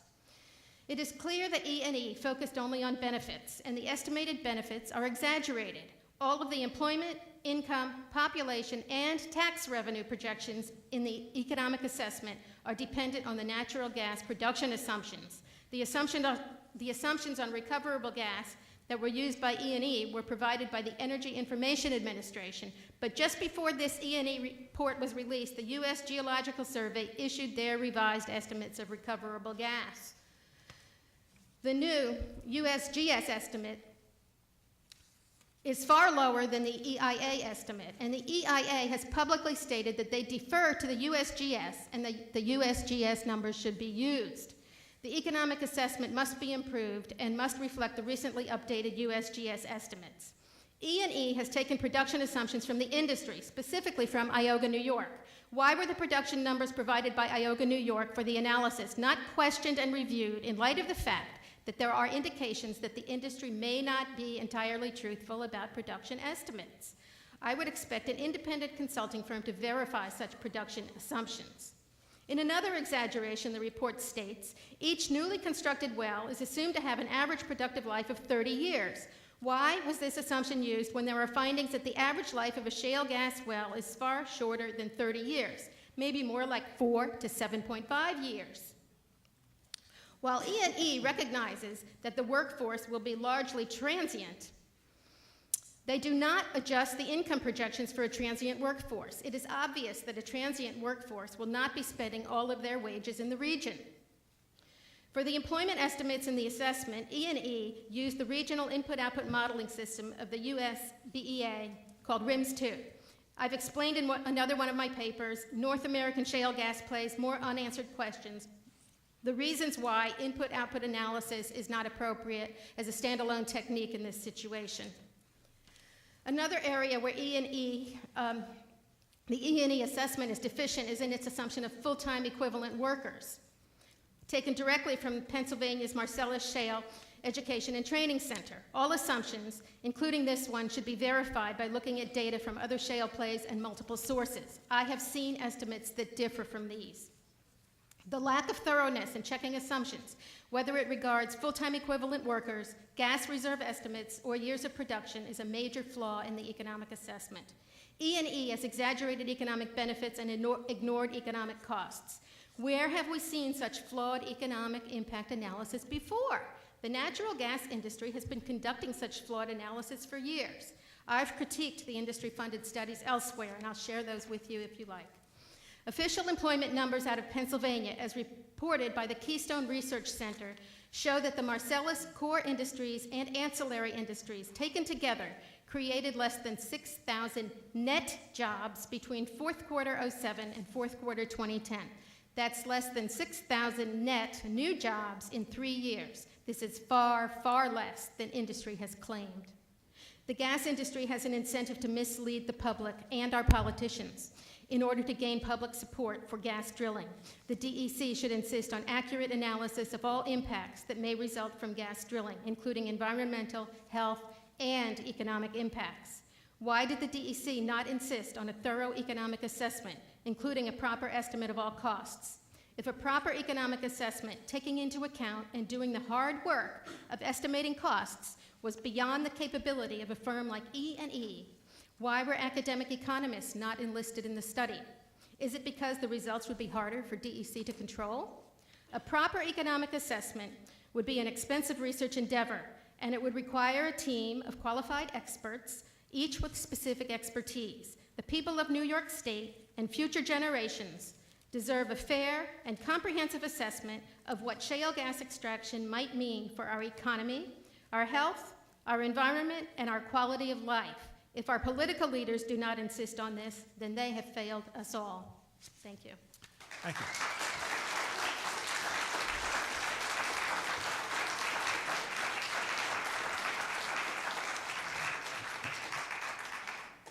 Mr. May, let's start with you. This morning, DEC testified that the problem was only in the secondary mortgage market. Is that your understanding? It is that. 90%, many of the lenders, most of the lenders follow traditional Fannie Mae and Freddie Mac guidelines. In addition, FHA has theirs. Even State of New York Mortgage Agency, Sunny Mae, follows Fannie Mae, Freddie Mac guidelines. So it really does spread throughout traditional lending with local banks as well as the secondary mortgage market. You kind of concluded by asking us to do something about it, but given the federal involvement in this issue, what role is there for the state to play? What role could be played? Yes. One of the things that I noticed in the SGEIS that came out in Table 8.3 listed setbacks in a number of other states, and I think that's certainly a step in the right direction. The other that I think would be very beneficial is asking for the gas companies to record leases in their full extent in a timely manner. Right now, what has been typically happening is a memorandum of leases being filed. So our appraisers in the state, when they go to try to do a comparable sale analysis, really don't know the terms of the lease. Sometimes they don't even know a lease exists at all. But certainly, if they had an opportunity to be able to see the terms of the lease and it was recorded in a timely manner, that would go a step in the right direction. Okay, thanks. Dr. Barth, thank you for providing your testimony to us ahead of time, actually. I did read it, and I don't know if you were listening in this morning. I quoted liberally from your testimony in asking questions of DEC. I certainly would have been, well, I would have been interested in hearing your response to their answers. Can I get it on video? Yeah, we should get that for you. But you provided some very detailed information, which just jumped out at me as being so different from what the industry and even in some cases DEC has been telling us about this whole process and how it will play out. And so I appreciate the great detail that you have given us. It's very helpful here, and the time and effort that you put into this is certainly helpful to this committee in terms of the questions that we can ask and pursue. One of the things that we will be doing, I mentioned earlier today, is following up with DEC. There were already many questions we had of them this morning that we didn't have the time to ask, and based on the testimony we're hearing today, we'll have even more questions for them. And many, I'm sure, from the testimony that both of you have presented. So thank you for all of your efforts. Ms. Lifton, I think you have. Yeah, I want to ask Greg a couple questions. Greg, what is the, is it on? It's hard to see that button. Is it on? Can you hear me? There it is, okay. What is the current impact, the most obvious problem with the current situation on the setbacks and on the issue of title insurance? What's happening right now to either the lending institutions or to property owners? What's actually happening right now on the ground? If there is a current gas lease on the property, we would be asking, most lenders would be asking for that homeowner to go back to the gas company and get a release of rights around the property, at least to the setback of whatever the required program would be. 200 feet in each direction would actually be about 5 acres. So we would ask for a release. We as lenders, and I'm speaking we as lenders in general, would ask for a release of that, the terms of the gas lease on that 5-acre parcel so that we could in fact put on a traditional mortgage loan and have the traditional documents that lenders across the state use very frequently, the standard Fannie Freddie mortgage document, be used. So you say to the person that wants to buy a house or the homeowner, go get the release of the gas lease, rescinding basically that lease, and what's happening when that occurs? There's, of late, there was, it was an easier process a year or two back. Over the last 18 months or so, it's gotten more difficult, and the gas companies have not been as willing to release the land as they might have been in the past, which is creating a conflict. There's a lot of reasons we cannot get title insurance with the current exclusions. We can get the title insurance, but it's really ineffective, as I mentioned in my comments, if there is a gas lease on there. So that's not solving our problem. We don't have the setback that's typically required. So it can cause conflicts for lenders, and some lenders are saying, I'm sorry, we're not going to be able to put financing on this property. So are there people right now in our area, in central New York, in Tompkins County area, or in other parts of the state who are literally unable to sell their homes because, or buy a certain property because there's a gas lease on the property? It certainly challenges their ability to get financing if there is a gas lease on there, and in some cases, lenders may not offer financing for the property. It would be a problem. Could they sell? Possibly. They'd have to hold owner financing instead of the traditional financing through a lender. And what about projecting out? Never mind the current situation in a sort of limited way, these mortgages with now gas leases on them have been sold into the secondary market. How many of them? 90, 95%, 99% of those mortgages that are originated at the local level get sold, flipped, as they say, within a few days, a week, into the secondary mortgage market. Am I right about that in terms of the numbers? They may be. It would depend, but certainly it's fairly common to close the loan at a lender, and these are lenders across the state, even community lenders, credit unions, et cetera, and then deliver that loan within a very short period of time, a couple of weeks, to a traditional Fannie Mae or Freddie Mac entity. And yes. then what are they doing in the, we know the history of Wall Street and the bundling of securities and so on. Is that happening with these mortgages?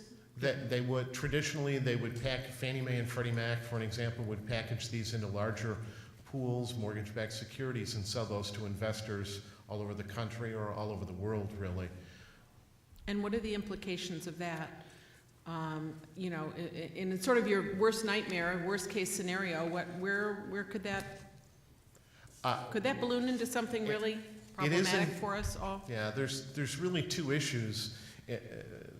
One is if a lender delivered a loan and wasn't aware there was already a gas lease on it, that could be a violation of the agreement, the reps and warrants that I mentioned in my comments that the lender gave to Fannie and Freddie, and Fannie and Freddie then passes on to those investors that they sell those mortgage-backed securities for. Worst possible case, and again, I try very hard not to be an alarmist, but you've asked for the worst possible case, I'll try to give you that, is the investor finds out and says, buy it back Fannie Freddie, and Fannie Freddie says, Lender, there was a gas lease on there. It did not meet our traditional guidelines by a back lender, so it could be pushed all the way back to that original lender. If in fact the borrower, so that's step one, or item number one. Item number two is if a lender delivered a loan and it did not have a gas lease, and the borrower did sign the gas lease after the fact in violation of Section 18 and Section 21 of the document, the lender's recourse would be foreclosure. Again, worst possible case, they're in violation of the terms of their mortgage, and the ramification would be either corrected homeowner, or our worst possible case would be foreclosure. So we have a lot of property owners, thousands of property owners that hold gas leases. How many are there? 10,000, 20,000 gas leases in New York? I don't know the total number that, and some significant percentage of whom probably face a great worry here in terms of I've not been asked to sign their a title release. insurance if drilling goes forward. This would be in violation. The whole Ganze Megillah, all the Mishigas, whatever the word is, whatever the Yiddish expression is, is in violation of the title insurance that's on the mortgage. It is in violation of the terms of the mortgage and under Section 18 and 21, and certainly there could be a potential for not having title insurance as well. Let's add another problem to the pile, huh? Another worry here. Thank you, Greg. And Thanks. Jeanette, thank you for, and for all, very helpful to have your input, the specifics on the problems with the economic. Mr. May, if I may, I was intrigued this morning when they said the problem was only with the secondary mortgage market, because prior to becoming an elected official, I unfortunately was a lawyer who did a lot of real estate closings. Well, I'm still a lawyer, yeah, but I would do a lot of them. And so essentially now there is no mortgage market without secondary mortgage market, correct? I mean, because of what Barbara just elicited from you, almost all mortgages are immediately sold from the original entity, so that the rules and requirements that the secondary mortgage market makes dictates who can and can't get a mortgage, correct? That's a general statement, but very accurate. Lenders can only loan what their deposits are, and sooner or later that money would run out unless they were able to sell it in the secondary and reinvest that money into more mortgage loans. But almost no entity out there in today's world does that individually. They do that based on the requirements of what the mortgage-backed securities market does, and then they transfer them, right? So if, for example, the people who make the rules decide that this is too risky a thing for them to allow to be part of the pool of mortgage-backed securities, you're de facto saying none of those properties can get mortgages, correct? If they made those rules. Again, I'm trying not to be an alarmist, but that is the potential, yes. I'm just trying to elicit the facts that are helpful to making this determination. I mean, I don't know that you were around and don't know that you know anything about co-ops in New York City, but this happened in the real estate market in the 1980s and 1990s. I know that because I was the president of my co-op. And what I can tell you happened was the people in Washington, D.C., or whoever makes these rules, changed what the lending permits were for co-ops. They went from being, we'll give them to anyone, to you must be 50% owner occupied. So you had an entire class, hundreds of thousands of people who owned apartments in New York City that they could not sell because the secondary mortgage market said those kind of buildings we won't give mortgages in. It's an immense power, and for someone to sit here today and say it's only the secondary mortgage market suggests that there continues to be a primary mortgage market when there really isn't, because all mortgages now are only given based on their ability to comply with the secondary mortgage market. Is that correct? I would not say all, but I would say the vast majority. A lot. A lot. A lot, because I can tell you that in the thousands of closings I did, maybe one or two of them did the actual bank that was conducting the closing, what we used to say, hold on to the paper. All of them transferred them. So if the people who make these rules for mortgage-backed securities deem that this is too risky an adventure for them to be doing, they will essentially take away the ability of anyone to purchase property in whole parts of New York State. Yeah, what I reiterated in my comments was these are the rules that are in place today and have been for many years. Thank you very much.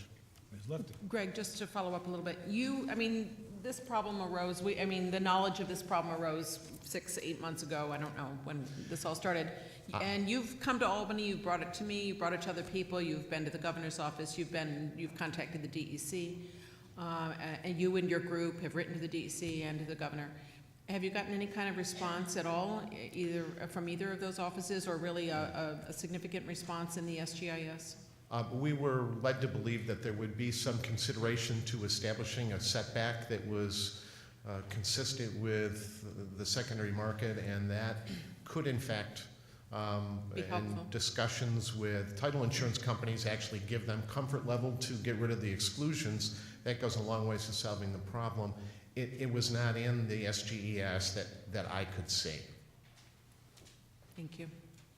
Thank you both very much. Thanks for being here. Thank you both. I want to thank you all for holding this hearing, and let me tell you that you are the type of representatives that all of us should have. So thank you, and I think that this hearing should be required viewing for every member of our legislature and Governor Cuomo.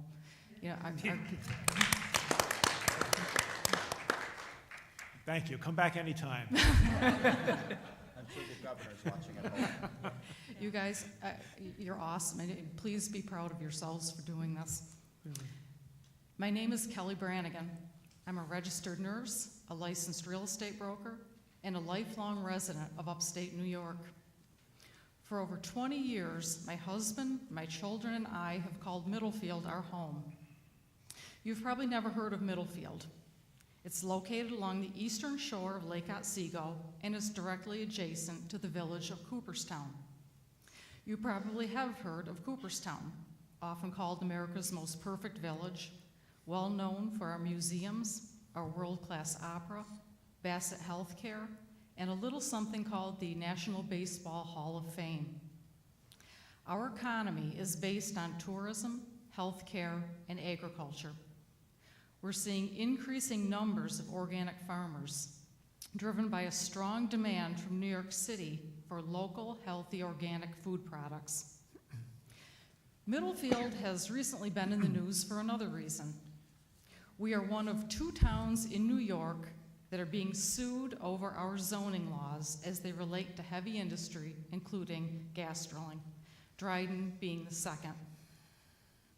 We have a long history in Middlefield of protecting what is important to us.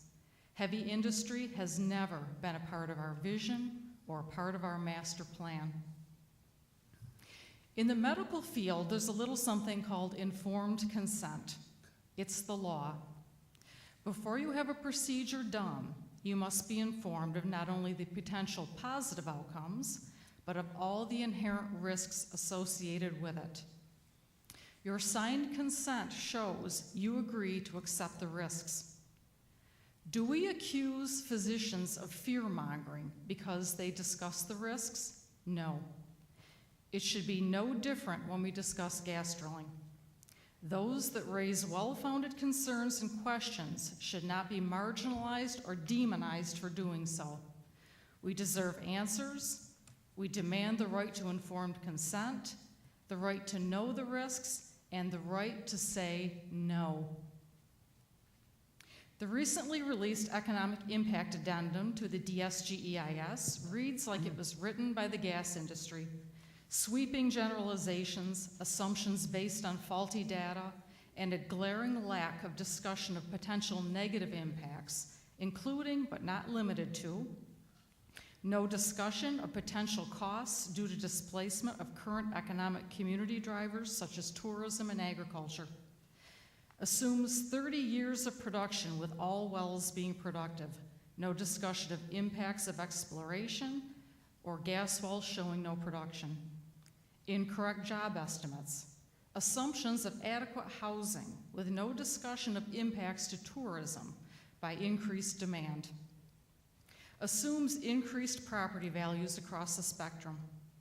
No discussion of local impacts related to infrastructure needs, pipelines, staging yards, numbers of wells, pollution, or massive industrialization of a rural landscape.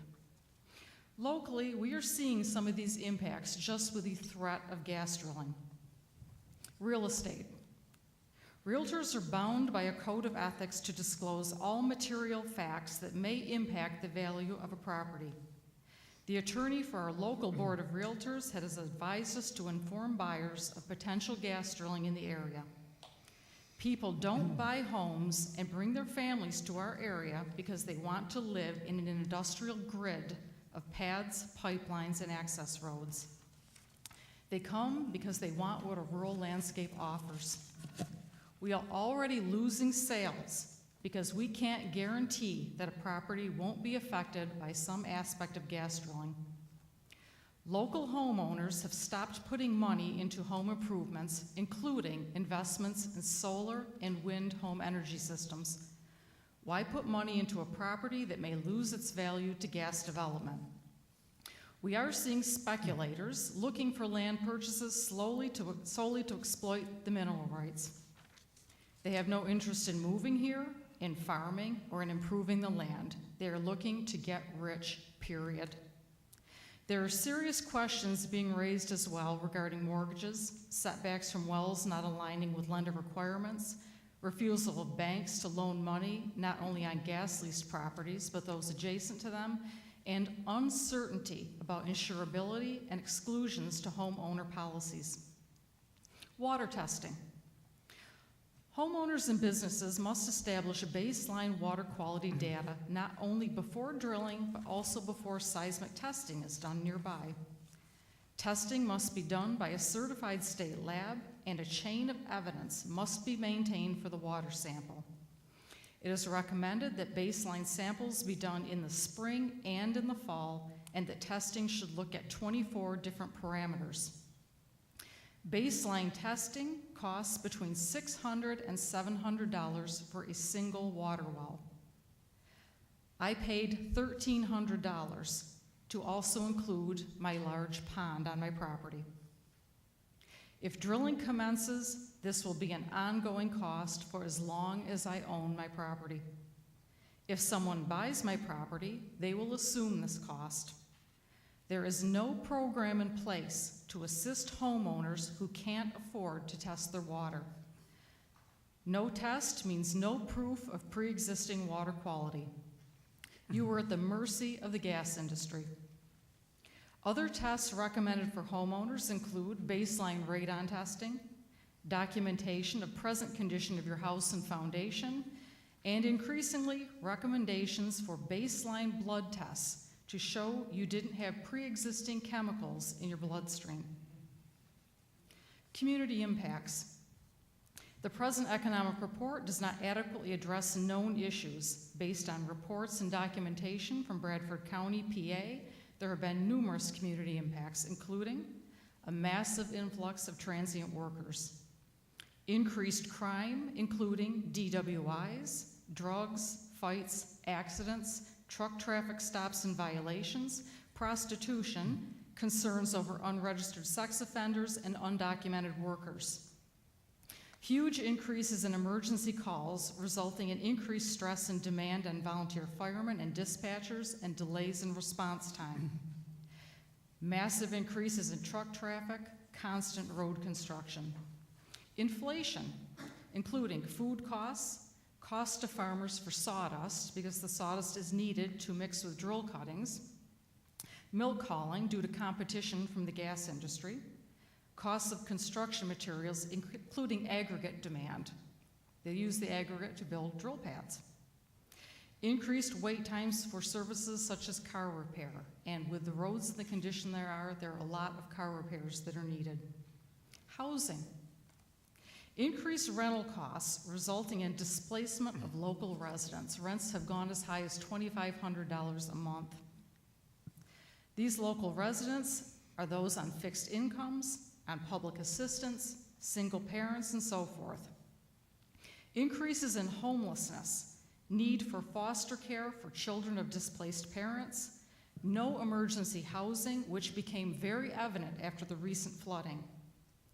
lack of availability of hotel rooms, influxes of man camps for worker housing, concerns over the community's ability to sustain the present buildup when the inevitable bust occurs, loss of property values.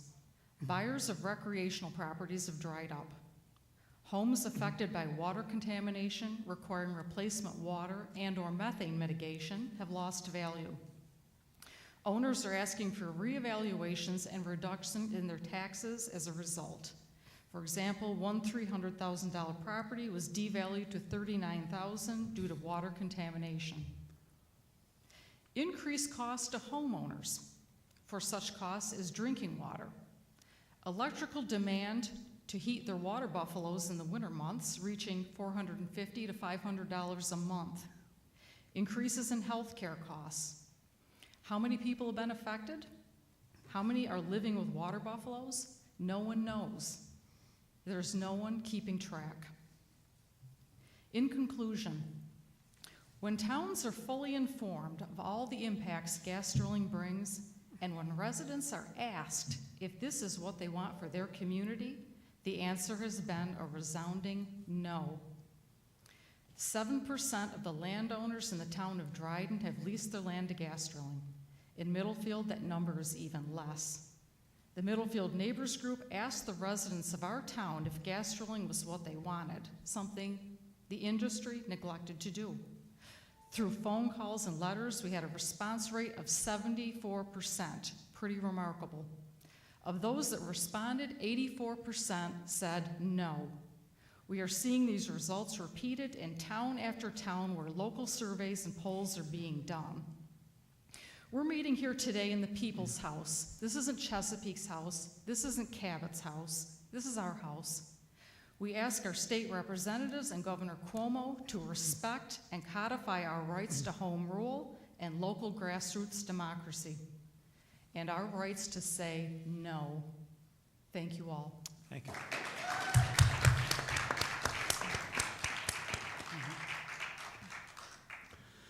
Good evening. I'm Dave Grotsky, and I want to thank the committee for your patience and stamina. And yours. I'm proud to serve as an EMT with the Morris Fire Department in Otsego County. When one goes for the test for certification as an EMT, there are several test stations at which if one of the first things you don't establish is the scene safe, you automatically fail. So that's one of our criteria, and the reason, of course, is if you put yourself in danger, not only is there no one to take care of the patient or victim, now they need someone to take care of you. So that's our primary so my comments today are concerned with safety, both as a first responder and as a citizen. From some personal experiences too. 10 years ago, just about, my wife and I drove through Wyoming in the area, Sublette County, where there has been significant drilling since that time. At that time, it was like being in a Western movie. You could see to the horizon, to forever. The air was crystal clear, and now, as has been stated earlier, the air quality is often worse than Los Angeles. That scene is not safe, especially for people with asthma, COPD, or other respiratory problems, and it's not exactly the safest for people without those problems either. This has also been reported in Dish, Texas, where the mayor there actually had to sell his house because his children were suffering from air quality deterioration. Within the last 2 years, the New York State Department of Health determined that hydrofracking flowback water is up to 260 times as radioactive as the allowable EPA discharge level. Remember that the natural gas comes from the same place as the radon that we worry about in our basements, and it also may turn up to be distributed with the methane. The then coordinator of Otsego County Emergency Services asked, who will decontaminate our ambulances? So my question is, how can that scene be made safe? Will New York State provide every emergency responder with Geiger counters, dosimeters, hazmat suits, and training? I kind of doubt it. Can that scene be made safe, especially in the event of flooding with 200-year storms in the last 5 years? We're told that the drillers will keep material safety data sheets at each drilling site. These are very complex documents. Just go online and look any one up, and you'll see that it's hard to determine the best action for response and treatment for them, especially in an emergency. With the hydrofracking, with a complex cocktail of fracking chemicals, how do we keep ourselves safe as we treat those involved in an accident? And there's a well-known story from a few years back where an emergency room nurse treated a worker where there had been a mishap at a drilling site, took off his boots, had an intense reaction to it. She was in ICU for 3 days fighting for her life until the doctors signed a non-disclosure treatment and were finally told by the drilling company what the chemical was that she was exposed to. Not terribly safe. Many have commented throughout the day on the massive defects in the SGEIS. Even if it were perfect and complete and included real penalties for violations and dangerous actions, which it clearly doesn't, they're just wrist slaps. Remember that, for example, most of those directly responsible for the BP Gulf blowout and the Virginia coal mine explosion have not even been sanctioned as much as a shoplifter or someone under our laws who had 1 ounce of pot. So there are no criminal penalties, there's no consequences. So I don't consider that that can be responsible or safe. Also, if the SGEIS were perfect, again, it's far from it, how could it be enforced by a skeleton crew of inspectors and a severely understaffed DEC? If fracking goes forward under this greatly flawed document, our whole state will be an unsafe scene. Kelly's referred to Bradford County, Pennsylvania, as other people have. A lot of fracking is going on there. Their website shows a population of 62,000, which is just about the same as Otsego County. In Otsego County now, we average about 400 911 calls a month. And with mostly volunteer coverage, that's not too easy to respond. We're hard put to it. A lot of times I sit there waiting for someone else to show up and respond. You know, there's all sorts of mutual aid requests. Bradford County, with the same population, let's face it, it's not far from here. So, or from Otsego County anyway. So it's basically got essentially the same climate and terrain. They now are up to 2,500 per month. How can the county and the state even pretend to start to keep us safe with that figure? That's what we can look forward to. Finally, if a committee such as this had had advance warnings about what became known as Love Canal, we hope they would have done the right thing. Here's what we have, the experience of other areas in terms of their air, their water, their 911 rates, their emergency responses. Industry exemptions from Clean Water, Clean Air Acts, other environmental protection acts, gas that's been down there for many, many millions of years, and yet we can't wait for the EPA study, which will be the first complete, hopefully, scientific explanation and exploration of this process to be completed. There are other questions I've included. You have copies of it with my testimony. It's a brochure we made up for emergency responders. It's for law enforcement, fire, rescue, and EMS. And it's got some pretty complete things. This was made up by some high-level trainers in the area too, so please look it over. Given this, we call upon you, we ask you to protect our beautiful state and the people in it. Please do whatever you can. Keep our scene safe. Thank you. Thank you.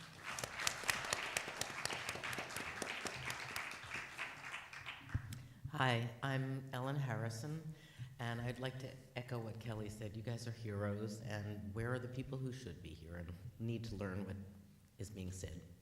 There have been a lot of articulate speakers. I'm not going to go over what anybody else said, I believe. I represent an organization called FLEASED, F-L-E-A-S-E-D. So I formed this organization because I signed a gas lease about 3 years ago. And I'm an environmental scientist, and I bought some of the, don't be NIMBY, you use energy. It was sold to us as good old-fashioned kind of gas drilling. The brochure was talking about that. The usual pitch, your neighbors have all signed, you're going to be compulsorily integrated anyway, you might as well get a little money up front, whatever. I realized if I signed, I know most people who signed were duped. This organization is not a membership organization at this point. We are really just growing, and there are, my guess is most people who signed leases before the last year or so regret it. Some of them regret it because they got $50 instead of $5,000 an acre, but a lot of them regret it because they have become aware of what kind of impacts. And frankly, it's we who signed leases who are going to have the worst impacts because it's going to be on our land. At this point, the only protections that we potentially have is what DEC may put in place, and I'm not too optimistic, or local bans, and I think a lot of us are working to try and get local bans in place, although whether they'll hold up is another question. Obviously, the home rule bills would be wonderful. I'm going to zero in on issues that are specifically related to fleeced people. I'm not going to repeat what Greg May said about mortgages, but you heard him. Mortgage issues, home equity loans, homeowners insurance issues are incredibly real to us. I was appalled to find out that in terms of notification requirements, when the gas companies come to apply for a permit, they apply to DEC. The new SGEIS says the DEC will notify the municipality that an application has been received. There is no requirement proposed to notify those of us whose lands are going to be involved. So they can go ahead, propose a spacing unit, it may include my property, and they don't have to tell me that they're applying for a permit. That's crazy. Frankly, we're the ones who may know, are there abandoned wells on our property? We're the ones who know whether they're lying about something, what the setback distances are. So that's something that really needs to be changed. In terms of notifications, they are required to notify you before they commence operations on your property. That doesn't mean they have to notify you if they're commencing operations on your property and I'm your next door neighbor who's also part of that spacing unit. That needs to be changed. There is no prohibition against open pits for storage of fracking fluid. The SGEIS says, oh, gas company says they really don't use that. Well, then prohibit it. At this point, pits represent a huge danger because volatilization of chemicals as well as spills and leaks and all that. So pits ought to be prohibited. Tanks and storage ought to be required. Venting and flaring. So what typically happens is when you drill a well, you flare it off in the beginning because you don't yet have a line in which to feed the gas. That's not necessary. That is a horrible waste from the point of view of gas. It's potential emissions issues. It's noisy, it's loud, it's scary. It ought to be prohibited. Green completions ought to be required in this state. They're something that can be achieved. Basically, that means the PSC, if you read the SGEIS, it says, well, that's PSC's problem, because they are the ones who permit pipelines. Well, let's get it together. Chemical additives. The SGEIS they're touting their disclosure requirements. My understanding of it, and it's darn hard to understand, is that the disclosure is limited to chemical mixtures. Oh, we're going to put, this particular mixture down, and it's only required to disclose things that are covered by OSHA and MSDS sheets. Most of these chemicals are not covered by that. So I think that what you heard from DEC before was disingenuous. We have a right to know what's being used, and frankly, hiding behind proprietary secrets should not trump our ability to know what is getting put under and into our lands. And frankly, green chemicals and, DEC, we're going to tell them to, they have to tell us that what green chemicals they could use. Since when has this industry come forward with anything progressive? Frankly, we ought to ban the use of toxic, persistent, and endocrine-disrupting chemicals. What kind of concept is it that we're allowing these to be injected into the environment, knowing that they're going to remain there? I just don't get it. And frankly, we know industry will say we can't possibly do that. Well, that's what they always say. And funny, they find a way to do it, and sometimes it turns out to be cheaper for them. Monitoring. Again, we're going to now have monitoring of drinking water wells is proposed under the SGEIS. I'm wondering, suppose somebody came and knocked on my door and they said, I'm here representing the gas company. Trust me, I'm going to take a sample of your water. Even if they were part of a certified lab, I don't know if I'd let them. I also think, therefore, that what ought to happen is funding ought to be required. It ought to go to the local health department to take samples. And as Bill Kappel said, you know, who's going to get the data anyway? I think that local health departments need to be involved because somebody's going to have to help a homeowner interpret the data as well. And that's going to take funding, and we need to beef them up. The distance, the 100,000-foot setback for monitoring wells is not sufficient. The Duke study showed well beyond that, and I think the hydrogeologist who spoke said that 1,000 feet is not far enough. Finally, I'd like to talk about bonding and liability. That was raised by one of the members earlier today. I think it's essential, and there needs to be bonding to cover environmental damages, replacement of water supplies, cleanup, restoration, remediation, and plugging of wells. And you know, what I don't know how we're going to deal with is what the hydrogeologist said, which is cement will fail over time. And therefore, I think what we're doing is kind of handing our kids a bunch of wells that are likely to fail, if not in their lifetime, in their kids' lifetime. I'm not really sure how bonding can deal with that. I'm not really sure how we can deal with that at all. But I think it's important, as was mentioned, that homeowners' liability insurance will be null and void because it applies to residential properties, and this is no longer going to be a residential property. Most people who signed leases don't know that. And most leases don't address indemnification, the idea that the gas companies would hold you harmless because they don't want to do that. So somehow we have to ensure that it's the gas companies that pay for damages. And I think one of the advantages of holding a bond is it potentially would make them be more careful if there are some consequences when they're not careful.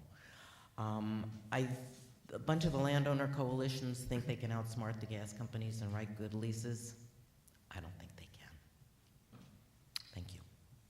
Thank you. Having said that, I'd like to note that present for the start of this hearing are my colleagues, Assemblywoman Barbara Lifton and Assemblyman Steve Engelbright. And with that, I think we are prepared to start. And our first witness is Joe Martens, Commissioner of the New York State Department of Environmental Conservation. Commissioner, welcome.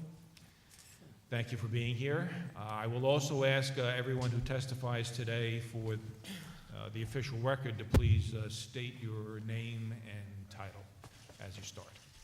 Thank you. Thank you, Chairman Sweeney and members of the Assembly Environmental Conservation Committee. I'm Joe Martens, the Commissioner of the Department of Environmental Conservation. I want to thank you for the opportunity to testify about DEC's revised draft supplemental generic environmental impact statement, always a mouthful, on high-volume hydraulic fracturing. I want to introduce members of my staff that are here with me today, and if you'll indulge us, this is the executive team at DEC. Mark Kirstman is my executive deputy. Jean Leff is deputy commissioner, and Steve Russo is deputy commissioner and general counsel. And this is really the team that helped finalize that document that you see on the table next to you, which is the supplemental generic environmental impact statement. While gas drilling has proceeded at a sprint pace in Pennsylvania and other states, New York and DEC have proceeded cautiously and deliberately in developing a responsible approach to gas drilling. I've said time and again that DEC will not issue permits for this activity until I'm satisfied that it can be done safely and responsibly, and I continue to make that pledge. For more than 3 years, DEC has been intensively studying the potential environmental impacts of the use of high-volume hydraulic fracturing to extract natural gas from shale formations in New York State. We've held 10 hearings to date on the scoping of the study and on the 2009 draft of the SGEIS. and received more than 13,000 comments, and consulted with numerous states on high-volume hydraulic fracturing issues that they have confronted. We have used the time since the 2009 SGEIS was published to learn from the experiences of other states and identify measures that will protect our drinking water, our streams, our air, and our land. In July, DEC released a nearly complete version of the revised draft SGEIS to allow the public the opportunity to begin reviewing the revisions made since 2009 in response to new information, comments received from stakeholders and the public, and evolving scientific and technological developments. We added the community impacts portion of the document in early September. At that time, DEC formally issued the 2011 revised draft SGEIS for public comment. As you know, the department was urged by many stakeholders to adopt regulations, and on September 28th, DEC issued draft regulations to codify and reinforce most of the mitigation measures recommended by the draft supplemental SGEIS. It's important to remember that the 2011 draft SGEIS is not the beginning of the process. We've been at this for over 3 years. Executive Order 41 directed DEC to update the 2009 draft and to ask the public to comment on the changes made in the intervening time. The latest draft builds on and greatly improves the analysis contained in the 2009 draft. Most important, it adds significant protections recommended by scientists, engineers, and significantly our colleagues at the Department of Health to ensure that gas drilling is undertaken in a manner that protects public health and the environment. We achieved that goal by ensuring that the 2011 draft SGEIS was both conservative in its assumptions and exhaustive in its analysis of potential significant adverse impacts. For example, the maximum drilling scenario was used to identify potential significant adverse impacts and to develop mitigation measures to address those impacts. Conversely, when presenting potential economic benefits of gas drilling, we used low to average development scenarios. The result is that DEC has proposed a regulatory framework that is the most protective in the nation. The 2011 SGEIS provides additional measures to protect drinking water, includes a series of setbacks and prohibitions on drilling in sensitive areas. For example, the SGEIS proposes prohibiting drilling in the New York City and Syracuse watersheds because activities associated with drilling in those watersheds could increase sediment loads and risk the loss of EPA's filtration avoidance determinations under the Federal Safe Drinking Water Act. The loss of the FADs and an EPA order that these water supplies be filtered would obviously have enormous fiscal consequences. For New York City, the cost could be more than $9 billion. That does not mean, as some have argued, that the SGEIS treats other watersheds as second class. The suite of protections we have proposed would protect all water supplies, public and private. The draft SGEIS proposes rigorous setbacks from all water supplies.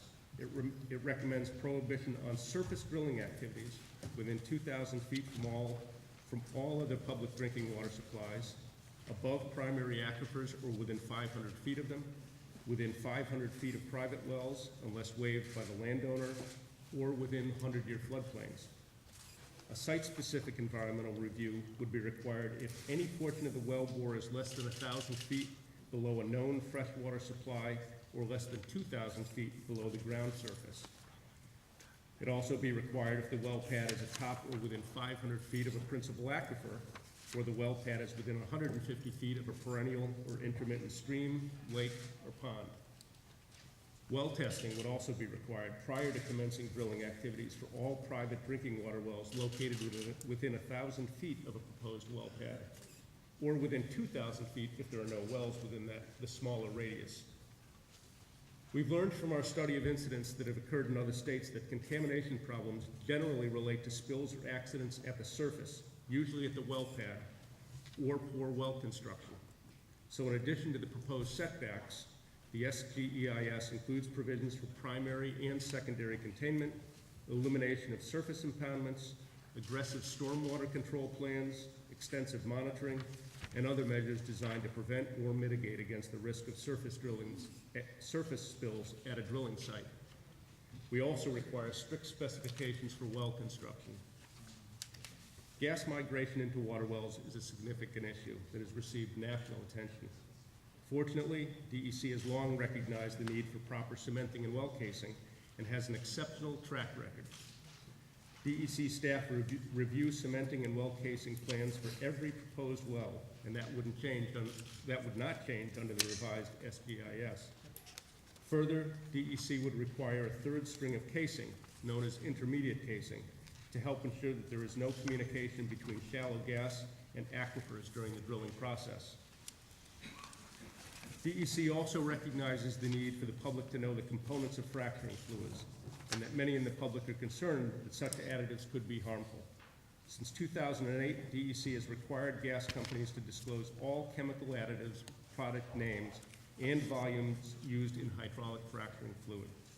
This information has and will continue to be shared with the public and the health department. As required by law, there will be limited exceptions to full disclosure to protect trade secrets. The draft SGEIS would also require drillers to explore greener alternatives to fracturing fluids that pose less environmental risk.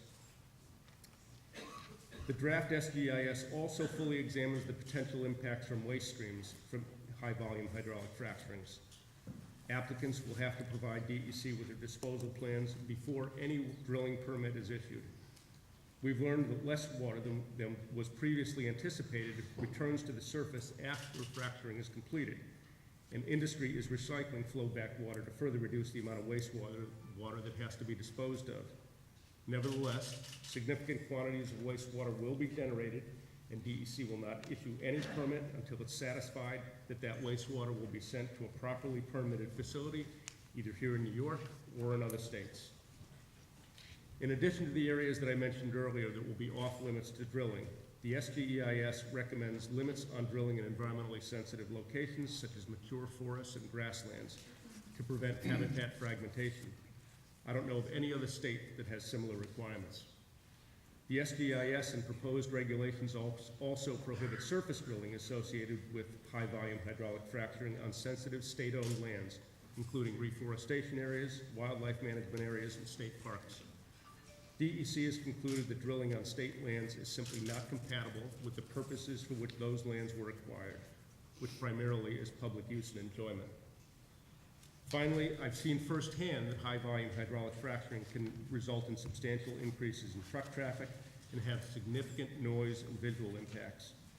That's why I directed staff, with the help of a consultant, to analyze those potential impacts and propose additional mitigation measures. The expanded draft SGEIS released in early September thoroughly explores these impacts and proposes mitigation measures, such as requiring a detailed transportation plan that would identify proposed truck routes and evaluate road conditions along those routes.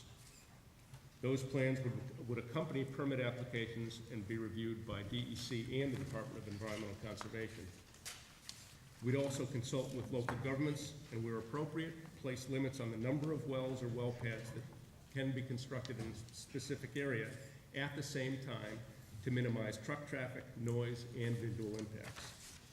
The last installment of the SGEIS explores the potential economic impacts of high-volume hydraulic fracturing as well. It documents the anticipated significant increase in jobs, both direct and indirect, and state and local tax revenue streams that could be realized.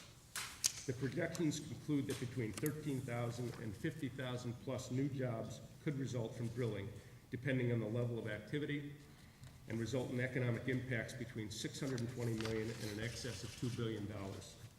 As you know, DEC will receive comments on the draft SGEIS through December 12th and will hold 4 hearings, 1 in New York City and 3 across the southern tier.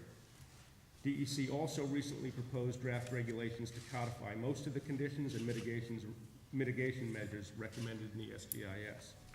As the regulations are based on the requirements and conditions of the draft SGEIS, it makes sense to conduct concurrent hearings and comment periods on the SGEIS and draft regulations. When revisions are made to the SGEIS in response to public comments, revisions will also be made to the regulations. Combining the comment period for the draft SGEIS and the regulations is not an attempt, as some have claimed, to fast track or short circuit our review process. Since the two go hand in hand, it simply is an efficient, rational way to go.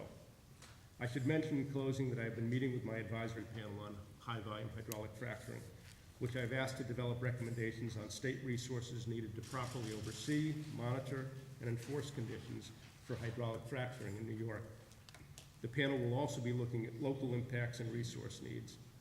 I've asked the panel to provide me with interim recommendations in early November to inform the executive budget requests put forth by the involved agencies, with a goal of completing final recommendations in early February 2012.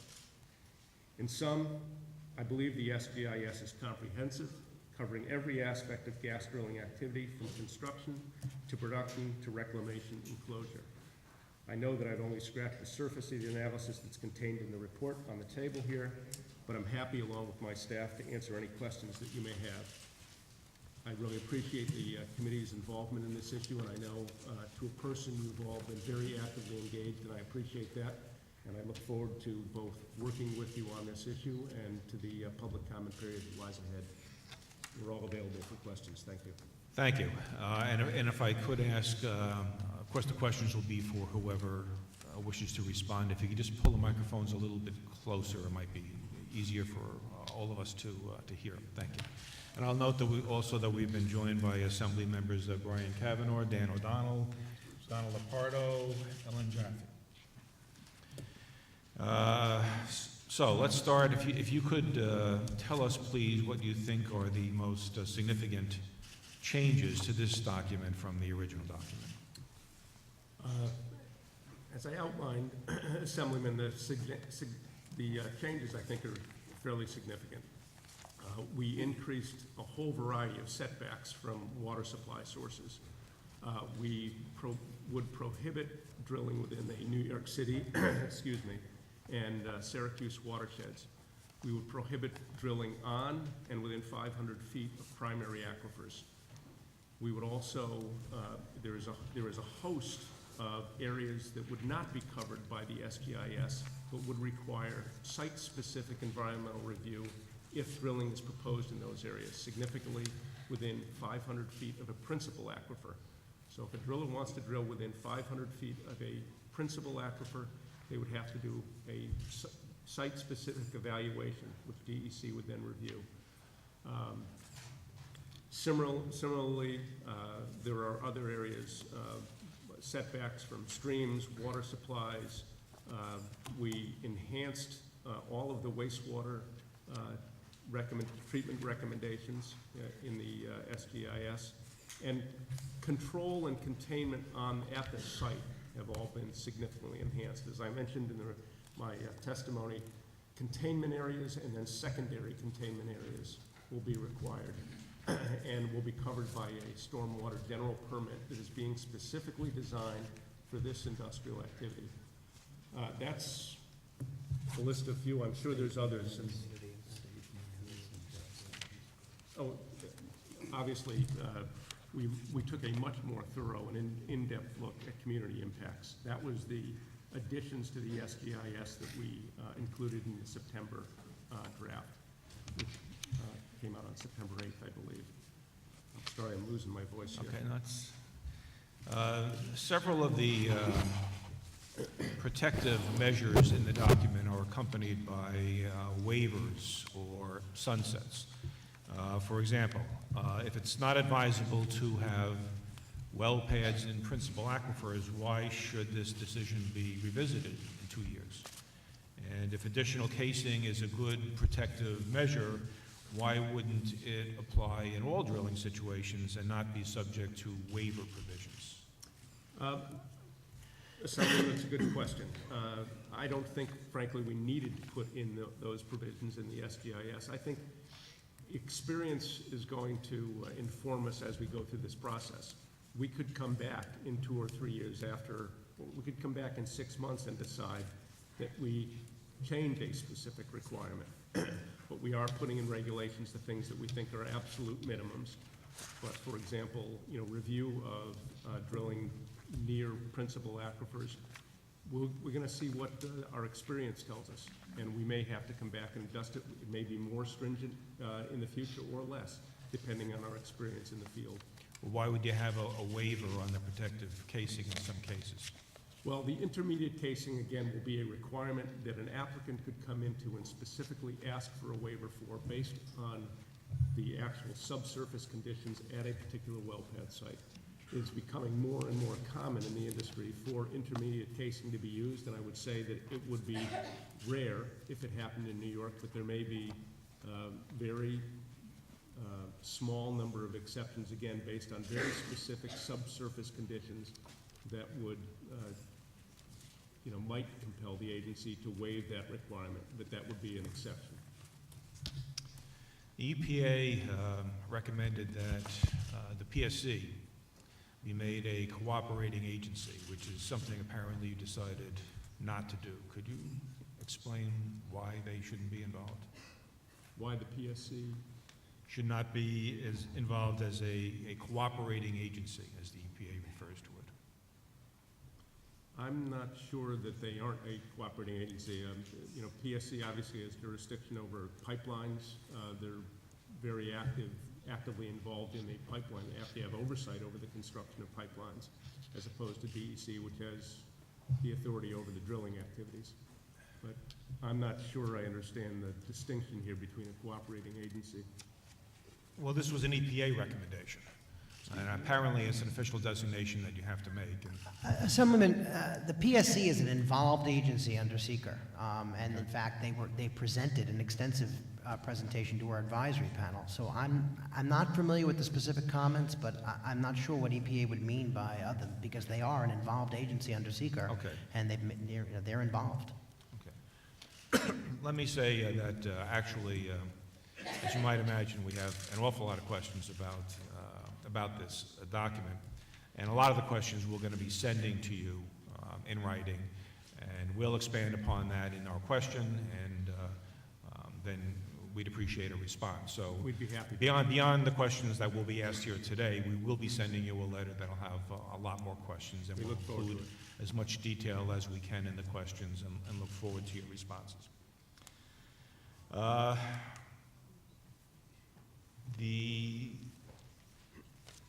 With regard to waste issues, can you tell me why the regulation exempting natural gas and oil drilling waste products from the hazardous waste designation was adopted, and what testing was done to determine the composition of that waste? I think that the way the waste is characterized is less important, Assemblyman, than the fact that it's properly treated. These wastes, like fracking wastes and return water, would be classified as industrial waste, and they'd have to be treated as industrial waste. They'd have to be tracked, tested and tracked from the point of generation to the point of disposal. And I think the relevant question is, will they be treated properly? And we think that they can be treated in wastewater treatment plants that have approved pre-treatment facilities. They'd have to meet EPA and DEC standards. There's also the prospect of deep well injection. You know that in other states like Ohio, they use deep well injection to dispose of these wastes, and that's again permitted by EPA. But I think the important fact is that we would make sure with the waste plans that are required by drillers that any waste goes to a permitted facility, and that facility can meet all of its effluent standards. Well, but I think the question is why should there be any blanket exemption at all? Why shouldn't it all be tested? And if it meets the definition of hazardous waste, be treated accordingly, and if it doesn't, it doesn't. Why just give a blanket exemption on it? Again, I think it's the more important question is, can it be treated properly? Whether it's hazardous waste or industrial waste. I'm going to ask the audience, please, it's not appropriate in any way. Okay, I'm going to treat everybody who testifies here with respect.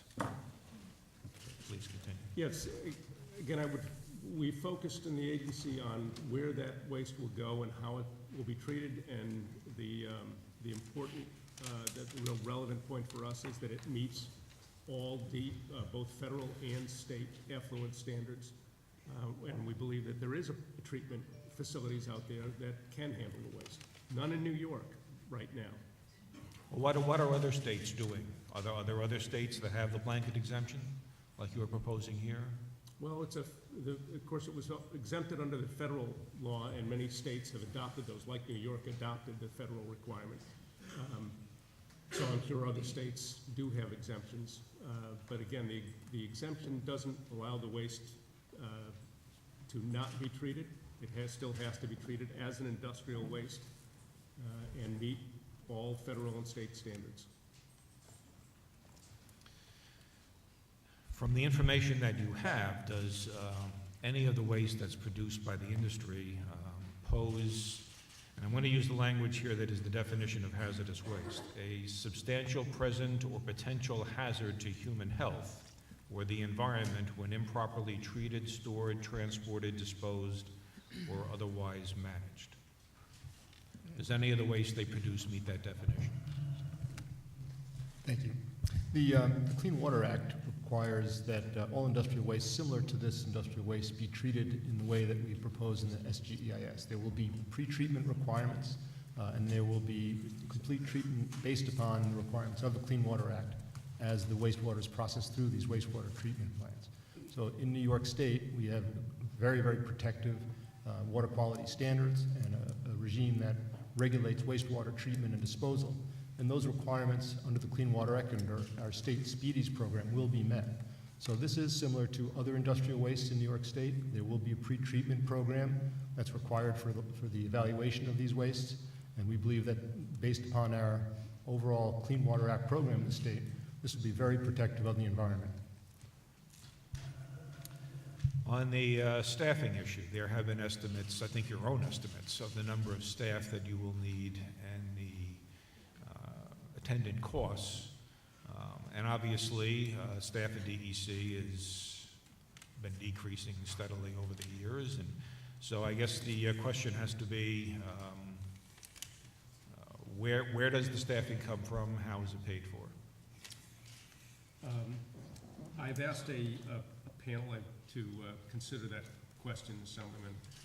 The panel consists of members of the environmental community, industry, local governments, and it's obviously a key question because I've said that we will only permit those applications that we have the staff to properly review them, monitor, and provide oversight. I expect that industry will pay for the costs of regulating this activity.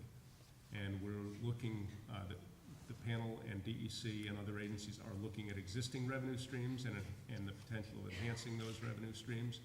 There is currently permitting fees in New York that are based on the depth of drilling that generate a certain amount of money.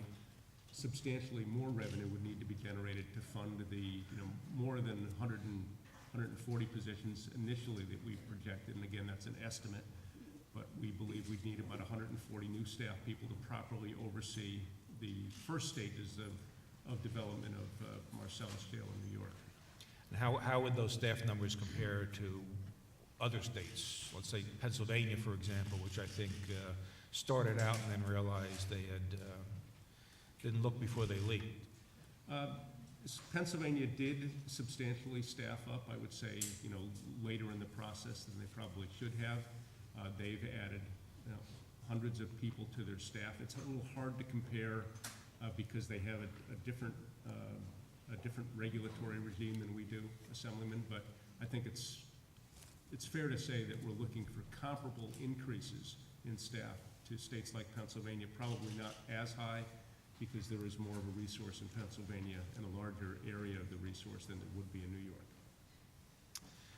I received some correspondence, which I'm sure you did too, from an organization called Physicians, Scientists, and Engineers for Healthy Energy, who say that the high-volume hydraulic fracturing has the potential to pose adverse impacts to the New York City watershed. I'm sure you're familiar with that correspondence, and I'm wondering how you would respond to it. This is the letter that came in very recently. Yes. I received it recently, anyway. I've gotten so many letters in the last couple of days. Remind me what. Well, that wasn't the last couple of days. It was before that, it was a group of scientists, well, you know, as far as I can tell, and physicians, very reputable people, who believe that there is, you're familiar with it? Yes. The potential for an adverse impact on the New York City watershed, even with what you're proposing. So I'm just curious how you would respond to that. Yeah, I touched on it in my testimony, Assemblyman. The reason for exempting out the New York City and Syracuse watersheds is because they have a filtration avoidance determination from EPA. It is the FAD that is issued by EPA is reviewed every 5 years, and there is very precise and exacting requirements for continuing that FAD. They have very strict controls in both those watersheds on things that cause sedimentation, you know, activities on farms, road construction, any construction activities, period. It is the prospect, again, for the activity that would be associated with high-volume hydraulic fracturing that could tip the scale and cause EPA to reject a filtration avoidance determination for those two watersheds. And the cost, as I said, would be huge, $9 billion to New York City alone. It's not because it's filtered versus unfiltered. We don't rely on the filtered systems to deal with the problems. Our whole approach here was to prevent any contamination of water supplies, period. Whether it's the New York City watershed or any watershed, we believe with the measures that we put in, including setbacks, on-site stormwater control, that we will prevent contamination from reaching the water supply. So it's not about whether it's filtered or unfiltered. It is, we've taken a very protective approach across the board, whether it's a private well or a city water supply. Okay, I don't think their concern was what the EPA might do. I think their concern was that the science doesn't support the contention that the current plan is safe for the New York City watershed. But you know what, we'll expand on that in our letter to you and look forward to your response on that.